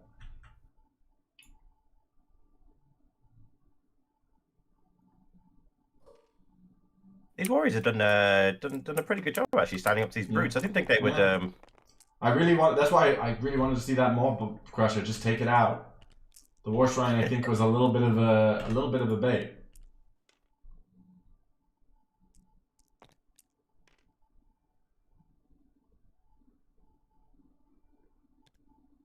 Looks like 1 Chaos Warrior dies. Oh, 2. Just 1. I think what's important as well is how Luke piles in here as well, is to maximize how many you can get onto each objective. Well, I think once the Maw Crusher's dead, he's sort of good to go, right? Yeah, he's doing it right. I was going to say, he needs to want to pile around and keep piling around, and then all of a sudden you've got like a conga line back with 3 on this objective with the Gore Grunters.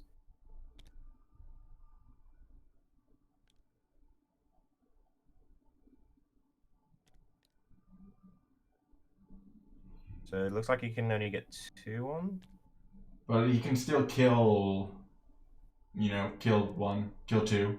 If he gets lucky. I think really you just care about the Maw Crusher. I don't think you're worried about 2 pigs that didn't charge hitting your Vanguard.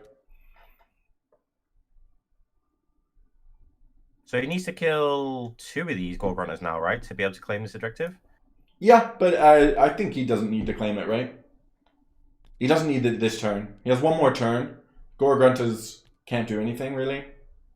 Right, we assume he'll do 2 wounds to this 1 wounded one. The 2 Gore Grunters are not going to be much of a threat, I don't think, to the Vanguard. Looks like we're getting some more rolls in here.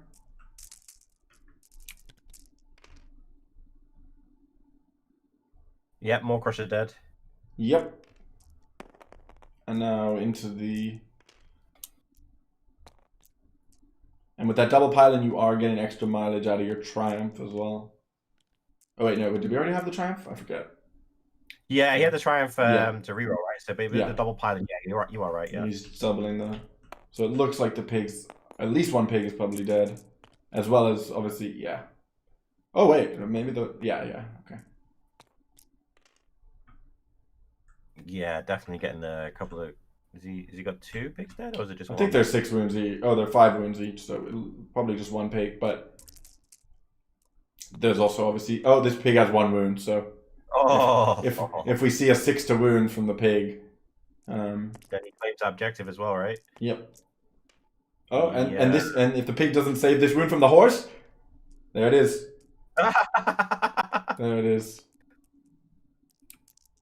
I think that'll be a Gorgunter dead to the horse attack. Yep. Gorgunter dead. Yeah, so he does claim this objective now. And that looks like it might be. Is that the end of the game mathematically? So he burns he's 1 point ahead at the moment. He burns these 2. He burns these 2, and he scores these 2. So he's ahead then by 7. 3, 4, 5, 6. So who's got this one here? I think the Ironjawz have it from where the Maw Crusher was. But maybe it's the Chaos Warriors were the last unit on there. Pig passes Battle Shock. Nice. I'm not. Are we not burning? No burning. Can't see. I mean, do you want to burn? I'm just trying to think. If you're talking about what the Chaos Lord is for sure. I'm just wondering if you burn, if you mathematically win if you burn. Oh right, okay, I'm with you. That's the question. It looks like he's not burning. Okay. He's just happy getting those points. The pig's out of range to get there.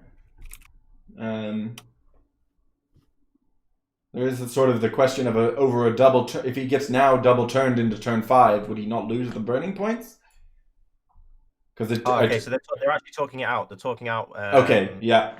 What happens with the burning and whether there's any way. Yeah, they're saying if Luke has it mathematically or not. Yep, this sounds like a good place to do that. I think if Luke burns these 2 objectives, that would be mathematically it. So what does he have then? He has 4 from those 2, and then 5, 6. So a 6 up to 23 against John's 16. John can get 1, 2. This would be 3 objectives. John can get next turn. Yeah, I think you're correct. I think because he's not going to get these objectives back where the Vanguard are. So yeah, I think that's it. I think it's correct. So they're mapping out. I think you are right. Yeah, Luke has it. I think. Yeah. And again, this is what we were saying all along. Yes, it looked bad for Luke because he lost his first 2 priority rolls, took a lot of damage, but you just play it. You play a 5-turn game. I think maybe. Yeah, exactly. I think it's a mistake from the Ironjawz player. Yeah, I mean, Luke gave him the opening to kill all his backfield and then to get everything. To sort of run away, but yeah, then all he had to do was just run away and burn objectives, right? Like that's pretty much all he had to do. But it looks like Luke may have just won. They're looking at auxiliaries now. Yeah, I think you wanted to retreat. I think you wanted to leave these 2 objectives, which are closest to the Vanguard. And then also you just be at the back. Be at the back. You want to always be out of that 22-inch threat range from the Vanguard. Exactly. But it's hard to say, right? Because that would have involved burning earlier, which once he was on the objectives, you sort of can't afford to burn them. Yeah. Okay, so John needs for his auxiliary, he needs to kill the Chaos Lord. So okay. One of his, okay, so 9 inches he rolls for his charge. He's in. He's got +1 damage. I think Luke's won the game, and I think John's just trying to get some points for his team as best as he can. So well, again, in the same vein of not giving up at any point in the game, even if you know you've lost, you want to look at those points and you're gonna be a lot of events, a lot of team events, all this stuff are going to come down to secondaries and tiebreakers. So you want to make sure you're getting these points. And John obviously he's shown he's a very good player. So.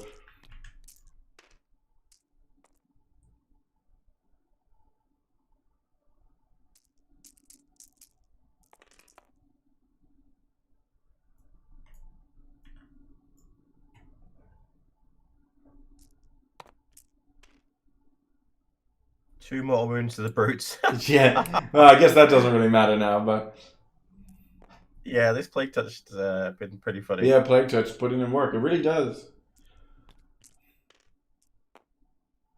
Okay, so 4 damage to the Chaos Lord. Chaos Lord's got 7 wounds. Jeez. But there are 2 turns, I guess. One thing he might have wanted to do with the pylon is make sure the Chaos Lord couldn't retreat in the next turn. Yeah, that's very true. I'm not sure if he maybe didn't roll far enough. Chaos Lord back. Doesn't look like very much damage. Killed 1.